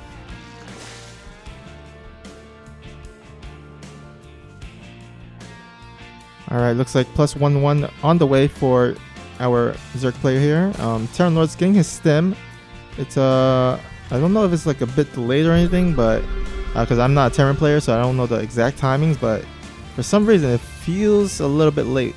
But I guess it's because he's making that Hellion opening, and here we go, he's getting some more lane kills and more drone kills, but Silver Fox does cleans it up. What happened to that Viking?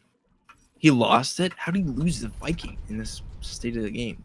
He must have lost track of it and suicided, because that's a bummer. There's several Overlords still out there that need apprehended, and but we've got 2 Banshees coming in here. There are no spores. But he's not going into the main base. The main base is like so open. There's no spores. He's actually wasting it on creep tumor actually. Well, you know, clearing creep spread, that is a nice priority. Although we didn't get very many of the active ones, they're still spreading down the middle of the map. You might get a queen here, getting a few drones. So nice value out of these cyclones. Sorry, banshees, cyclones of the sky. Yeah, Ooh, I mean, get a overlord. There was mana for transfuse, but it was missed. Ooh.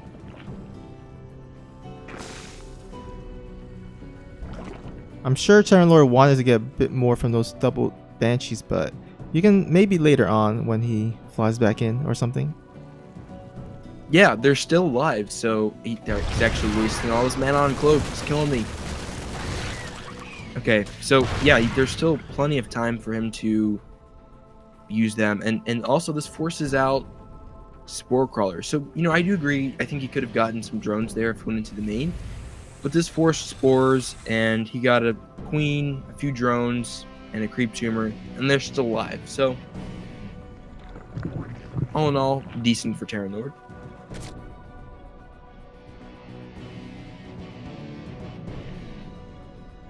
Alright, so it looks like Terran Lord's coming in back with his banshees. Will he scout this fourth base? I think you can maybe assume so, that there is a fourth base already plotted down by Silver Fox. But always want to get that confirmation, that final confirmation. Looks like he's just going to go ahead and just park it out right outside the dirt base and just focus on his macro as he's trying to walls off that dirt so he could be safe from any like Lings or Baneling run-bys. Yeah, nice move there. So Terran Lord is very ahead in army supply. He's doing really well. Silver Fox not quite to snuff with his spending, banking a bit. Yeah, Trying to figure out what's going on. His macro He's got hasn't a macro been. hatch coming down. Yeah, his macro hasn't been really good because right now he's down 50 to 64 workers, and when you're down workers against a Terran as Zerg, that's never ever a good thing because not only do they have Muse, but you know, as a Zerg, you gotta waste those drones on building buildings like hatcheries, evolution chambers, whatever tech structure. So you're gonna want at least a bit more separation in terms of workers. Yeah, and what we see here coming in from Terran Lord, what he's doing is he's getting more ahead. This is a sign of a good player. He's ahead. He could push out here, but instead he's just going to harass, make life difficult for the Zerg, preventing creep spread, etc. So with the Banshees, he's going to lose one of the Banshees, fortunately, but gets a queen. So nice play, killing some active creep tumors. He doesn't need to push out with his army yet, although he can soon. But just getting as much utility out of his harass as possible. Oh, here we go. There's a lot of Banelings. Ooh. Smart play by Terran Lord. Does not want to engage the Banelings, especially on creep, because they actually travel a bit faster there. Oh, we do see a Ling run by into Terran Lord's main base. Will he lift up the supply list? He does not lift up, but he does spotted it pretty early, so he won't lose too many. Actually, he does not lose a single SUV, so nice play there. Yeah, those Lings aggroed onto the Marine. So, yeah. Yeah, Swarm 57 says Bane speed is so late, and I have to agree. I would expect the Baneling speed to be done by now. Oh, actually, it's done right now, and so Terran Lord will have to be forced back. And that creep spread is getting closer and closer to Terran Lord's base. It's that way halfway there already. Yeah, Terran Lord busting down these rocks. Interesting. I guess he's just going to slow push across the map, which is smart. And if he takes really good angles with the siege tanks, he can do this just fine. I mean, he's maxed, so he's pushing out slowly. But the only thing I'm concerned about is if he goes straight up the middle in all the creep spread, then it's really obvious, and Silver Fox could go for Ling counterattacks. By the way, he had to kill the rocks because the tank doesn't actually fit through the rocks. Ooh, okay. Actually, a really good attack from Silver Fox. Well, he was a pretty good value for what he got, but it's just his supply is so low that it doesn't matter. Yeah, see, Ling's coming into the third, and he just lose all those SCVs. Yeah, but look at Terran Lord's army across the map. That is such a strong army, and all that Silver Fox has is Lings and Banelings. He's trying to get Ultralisk then, but it's only 25% done. So it's not gonna come out before this attack comes, and his Terran Lord's gonna just ravage this whole third base and possibly the second and even the fourth. Yeah, if this were a closer game though, I think Terran Lord would be not in a great position. Like, he lost his third, but he's still fine in his economy just because Silver Fox was not really good with his macros. So, but if this were a closer game, I think pushing straight up the middle wouldn't be the best strategy. See, you got to be careful with vision on your third and fourth. But that will, I mean, Terran Lord, nice job macroing there. That's the Master's macro coming through, and he will win this game. I think Silver Fox was not happy with the way that game went because he didn't even actually GG at the end. But now, sorry, let me say, like, is it sometime the GG players do and it's not shown in replay? Doesn't that happen sometimes? I mean, the replay is from Terran Lord, right? Oops. I mean, because even actually, if it's not even from Terran Lord, you would say GG and then you leave, right? So it will still show up, right, in the replay. Yeah, I just remember something happening with that where, like, okay, maybe that was when watching it live, where somebody did type GG and it didn't show up, but maybe I'm remembering wrong. Okay, 1 second. By the way, we don't hold against people who doesn't GG. I mean, as long as they don't BM, then it's fine. It's cool. I mean, we understand. Losses can be frustrating, especially the way that game turned out. Because Silver Fox did have a great setup surround, a concave surround with the Ling and Baneling at the middle, but it kind of attacked a little bit out of sync.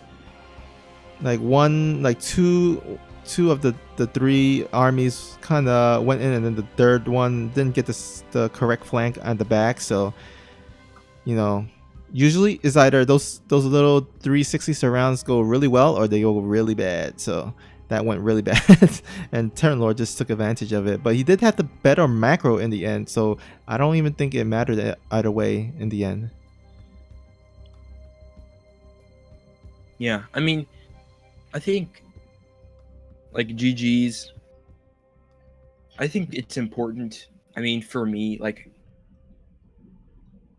I've been tempted to, like, there's some times where if I get proxied or something just that I feel is really dumb, then I can definitely feel the temptation to not GG. But I try to, just as a, just as a kind of a force of habit. Yeah, I mean, it's like you do it because you know it's right. Like, GG, I think of it as just, I acknowledge that you played well this game. Yeah, I mean, like when you, it's like manners, I guess, and some people disagree, and that's fine. Like, if somebody doesn't GG me, I don't necessarily think, oh, you're being a jerk, but I think you should GG just because StarCraft's a hard game, and the more people being mannered in games we can have, the better. So that's just my opinion. Yeah, it's kind of like when you go to like McDonald's or something or Burger King and you order something and then you say thank you after the order. But some people don't say thank you. They just take their order and they just leave and go on through their day. So it's just just manners. Yeah, I mean, some people are like, well, I don't think I should say GG if I didn't think it was a good game. Well, I mean, you can think that, fine, but in my opinion, I feel like it's more of just a courtesy of acknowledging that the player played well. But at the same time, if you don't want a GG, I'm not gonna hold it against you too, because Yeah. that's your decision. But yeah, the bottom line, I think you should GG, and I think we see some of the best players, even when they lose bad games, they GG. So, anyways, that's our speech on GGing. Yeah, like White Ross said, no GG, no skill. Yep. We should all try to be White Ross, guys. Oh man, he was my favorite player back in Wings of Liberty. Oh, he was great. Yeah, he was he's such a cool dude. Like, we can do that with StarCraft. We can have a really awesome community, which I think StarCraft is. So, Yep. Yep. All right, But we didn't even do our player introductions. yeah, I was just about to say the same thing. In the All bottom right. corner of Cerulean Fall, we have the Blue Zerg Swarmonomics. And at the top right corner of the map, we have the red Protoss player representing Team Unrivaled. It is none other than Jang, who just followed us earlier. So thank you once again for that. Are you going with the silent G? Or silent J? Yeah. Jang. Probably. Okay. PVZ. It's nice to get a TVZ and a PVZ for our last games after the TVTs. Yep, for sure. So we had all matchups pretty much, or most of the matchups. I know we didn't have a lot of ZVZs or PvP, but Yeah, and next week we're gonna have some more mirrors. We've got a almost all Zerg crew, SC Swarm. So there's a couple players who've been playing who some were random, but mostly Zerg players.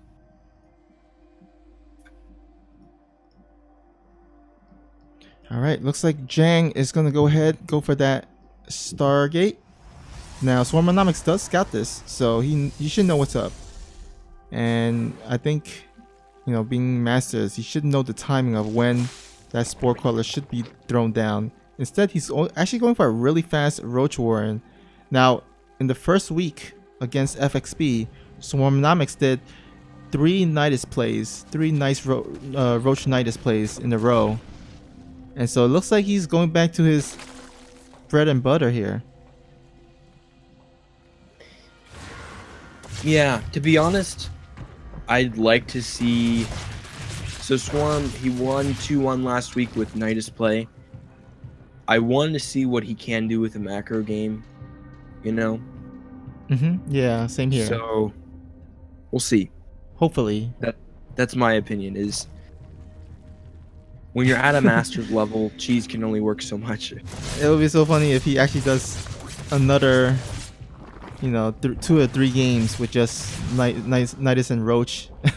It would be like, 5-6 games in a row with that. To be brutally honest, we might see that.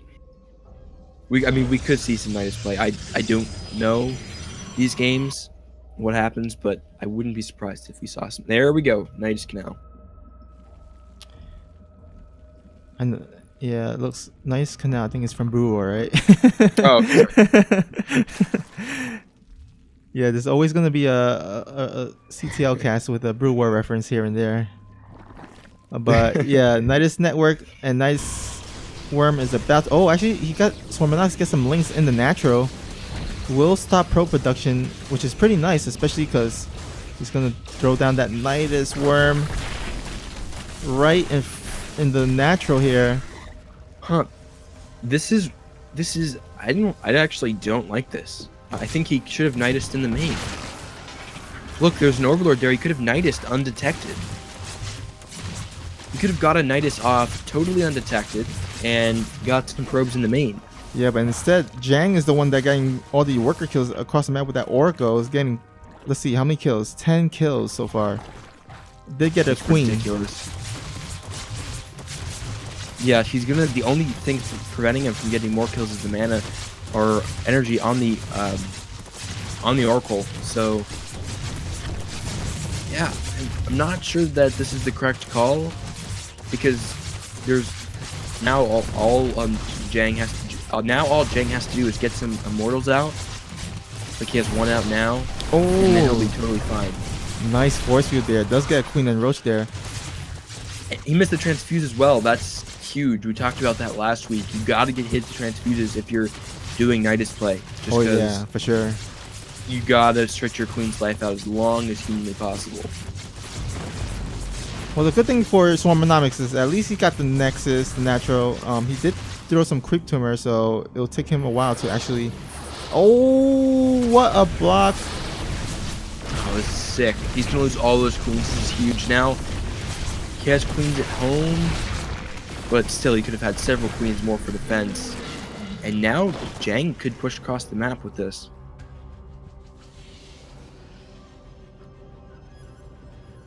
Well, okay, he's gonna wait to establish his natural like he should, and Swarmonomics got his third here while he was attacking, so that's a nice play. We saw him last week. He was a little bit late on his third, so getting that this time is nice.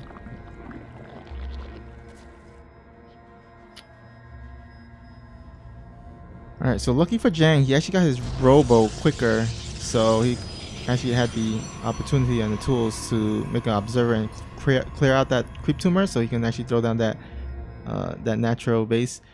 But in the meantime, looks like things have stabilized. Both players kind of just teching here. Swarmonomics going for that Hydro Stand, while Jang is going for that charge lot Immortal, maybe Archons later on as he throws down his Templar Archive. And just yeah, we'll just go into that mid game here. Meanwhile, we've got this Phoenix coming in here, getting a few Overlord kills. Ooh, 6 transfuse though.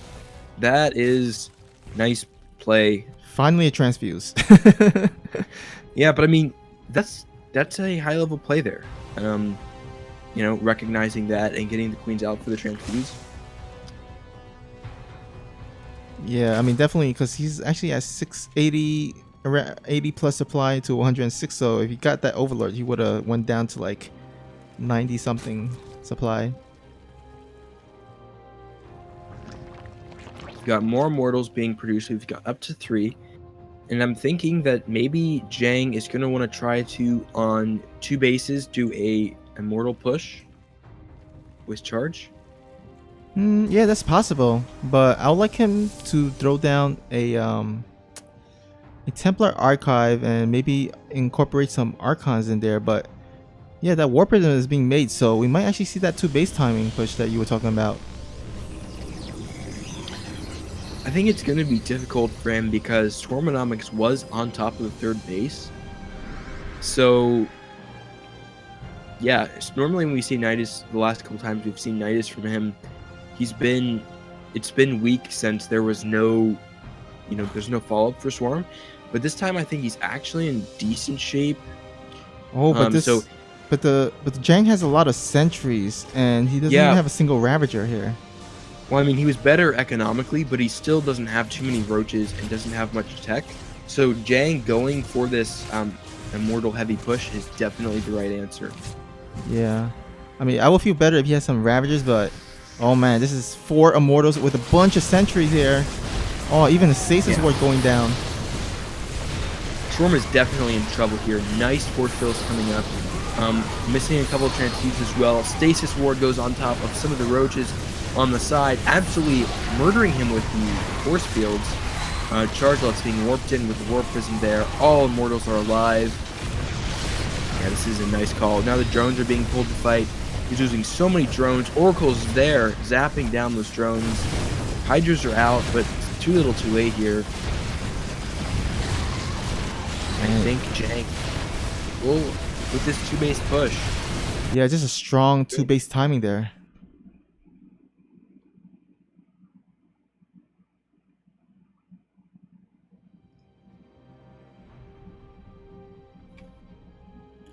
Alright, so luckily for Swarmonomics, this is a best of 3, so you have to actually win 2 games before claiming the win over the series. So Swarmonomics not quite out yet, but Jang does have just one win away from claiming the win here. That game, I feel like Swarm, I mean, his Nidus play is very good. It's, it's very calculated. He's pretty good with it. I think maybe I still think he could have gone for the main there. Maybe I'm wrong. But anyways, his Nidus part of the build was very good, and he transitioned out of it a lot better than he did in the first week. I think something went wrong. He just didn't have enough units, and he was at the point where I think he might have droned up too heavily. Yeah, he was around like 64-ish, and Jang was at like 30-something probes or something like that. So he droned up really, really a lot. So he didn't have enough army, and also he didn't have enough Ravagers to break those force field. His army was mainly sentries and 4 immortals and a fuse charge lot, so he definitely needed some Ravagers to clear out the force fields. Yeah.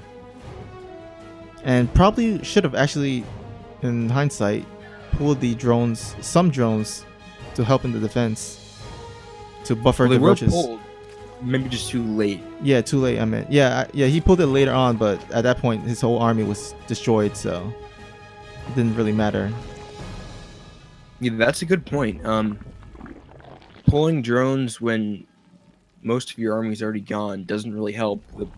Pull drones to kind of body block for some of your units and force maybe some immortals to attack them instead of the hydras and roaches that are actually have the DPS. So yeah, I think that's a good point that I didn't think about before, is that if you're going to pull drones for defend, pulling them early enough so that they actually do something. Although still, pulling drones to save yourself is extremely suboptimal.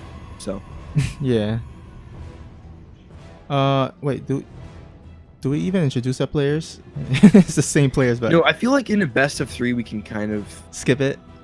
Yeah. It still feels weird though.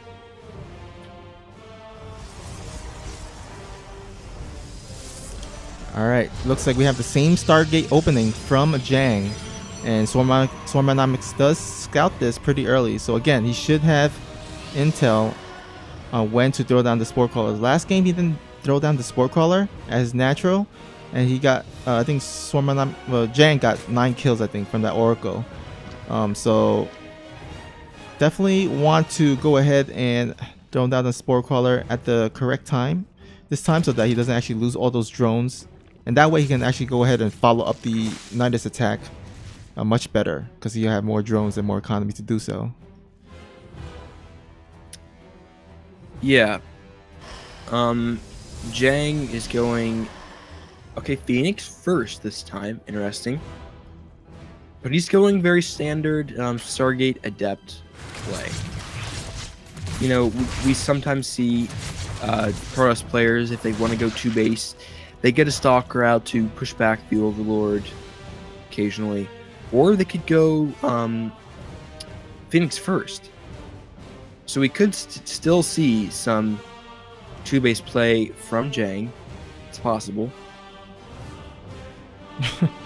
That Phoenix kind of got queued right around the a square over the Overlord, so that Phoenix actually did not attack. So that Overlord is pretty lucky. The Adept does go down for Jang on the other side of the map. I think Swarmonomics, yeah, he's going for that same, I think it's that same build, right? He's got Ravagers this time though. Yeah. And he lost 5 drones to that Adept. Oh man, that's not good. That's not that's not insignificant ever, but that's a huge deal in terms of when you're going for a Nidus build. And Swarm as well, he's gonna lose all his Overlords to spot. I mean, the Overlord that it first survived the Phoenix, and now it's just too late here. So maybe I think Swarm is just gonna try to go for a bust here with the Ravagers.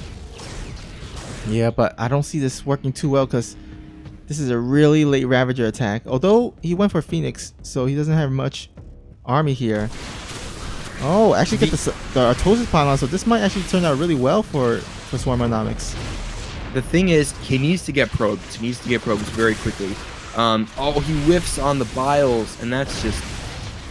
Yeah, that's huge. If he would have tried to block the ramp with the Ravagers and land some nice biles, I think that was his only hope, was block the ramp with the Ravagers and then get some sick biles. But I think now he's dead. Yeah, I mean, he committed a good amount to that. He's down a few workers. I mean, he just caught it back up, but his dirt is yet to be made. And that attack didn't really do much. He only got a pylon. That's pretty much it. Yeah. And now with the oracles there, they can shred. And even without the oracles, he got 2 immortals, which is more than enough to defend against this. Well, yeah. I mean, oracles just make it even more of a walk over here. Yeah, pretty much. And Jang must be feeling pretty good about himself right now. And I think, yeah, he's gonna go for that same, maybe the same 4 immortal with a War Prism attack with some. Well, I guess he doesn't have charge anytime soon, but you could just go into a dirt base if you want to as well. It's strong. I mean, we're getting Twilight Council now, and we'll see. Can Swarm defend this push without being too greedy and droning up too heavily? We'll see. Yeah, this time Swarmonomics going for that Baneling Nest instead of the Hydro Stand. So he's gonna rely on Banelings and Roach and Ravagers this time around. We'll see how that does, but it looks like Jang might just go ahead and attack as soon as that War Prism is made, and then I don't think it will that Baneling speed will finish anytime soon. So that could be another 2-base scary timing push. Ravagers really, I mean, this is, I'm not saying anything new here. Legacy of the Void's been out for like, what, 3 years now, but Ravagers really changed the way that these 2-base pushes work for Protoss. So Ravagers really made them not very good, just because if the Protoss army gets clumped up, because the Protoss army has to try to split up the Zerg army and keep itself not clumped, because it has to dodge biles. So the Immortal Sentry Force can't really, it naturally clumps, and it's really hard to dodge biles and go for the separation of the Zerg units, of the Roaches and whatnot. But I think Jang, just because he has such a supply lead, he'll be fine. Yeah, I mean, those 2 Oracles just got around 20 kills. So this might be his best time to just go ahead and attack and get the dirt base at the same time, which you can do. I mean, because once you get like around 20 drone kills, you know that the Zerg is going to drone up, try to catch back up, and which means not a lot of army. And you can see that reflected as Swarmonomics has only 11 army supply to the 66 of Jang. Yeah, look at this. It's a 60. Yes. So this War Prism. Okay, he just GGs when he sees that. So yeah, I mean, he couldn't do anything about that. So yeah, well played by Jang, holding off those 2 attacks. Those are 2 Roach attacks. Yeah, I think Swarm, both games, was too greedy. Maybe so. Yeah, I mean, definitely the first game. Second game, I just think he just botched the attack. Well, I think he was still originally going for Nidus. Yeah, but the depth, I think it got shut down.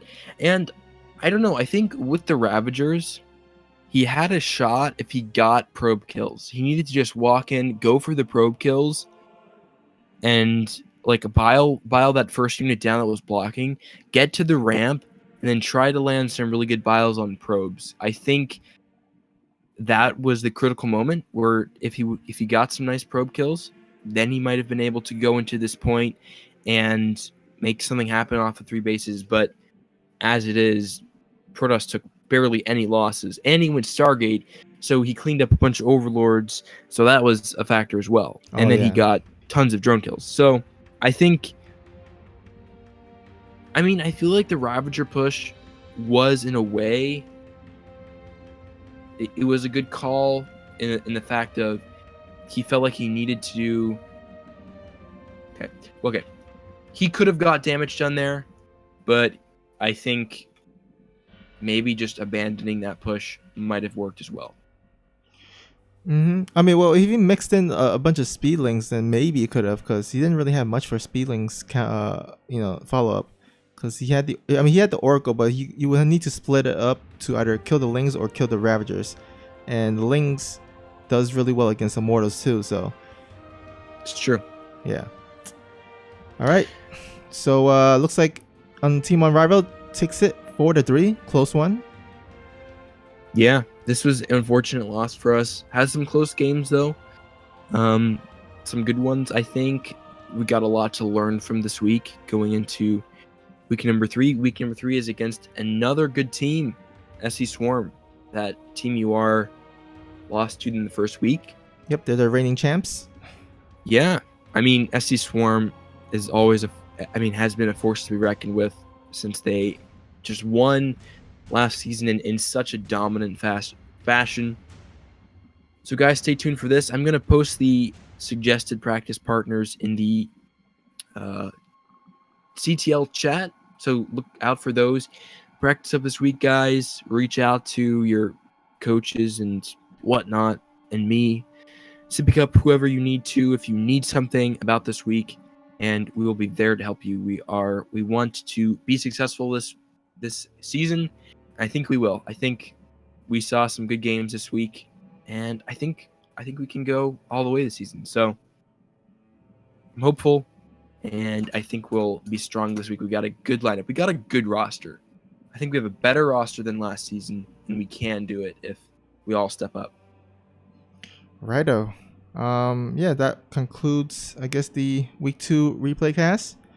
Any last words before we wrap this up? Nope. Just as always, hope everyone has a fantastic week. Thanks for watching, and we'll see you guys later. Yep. See you guys next week. All right. Have a good one.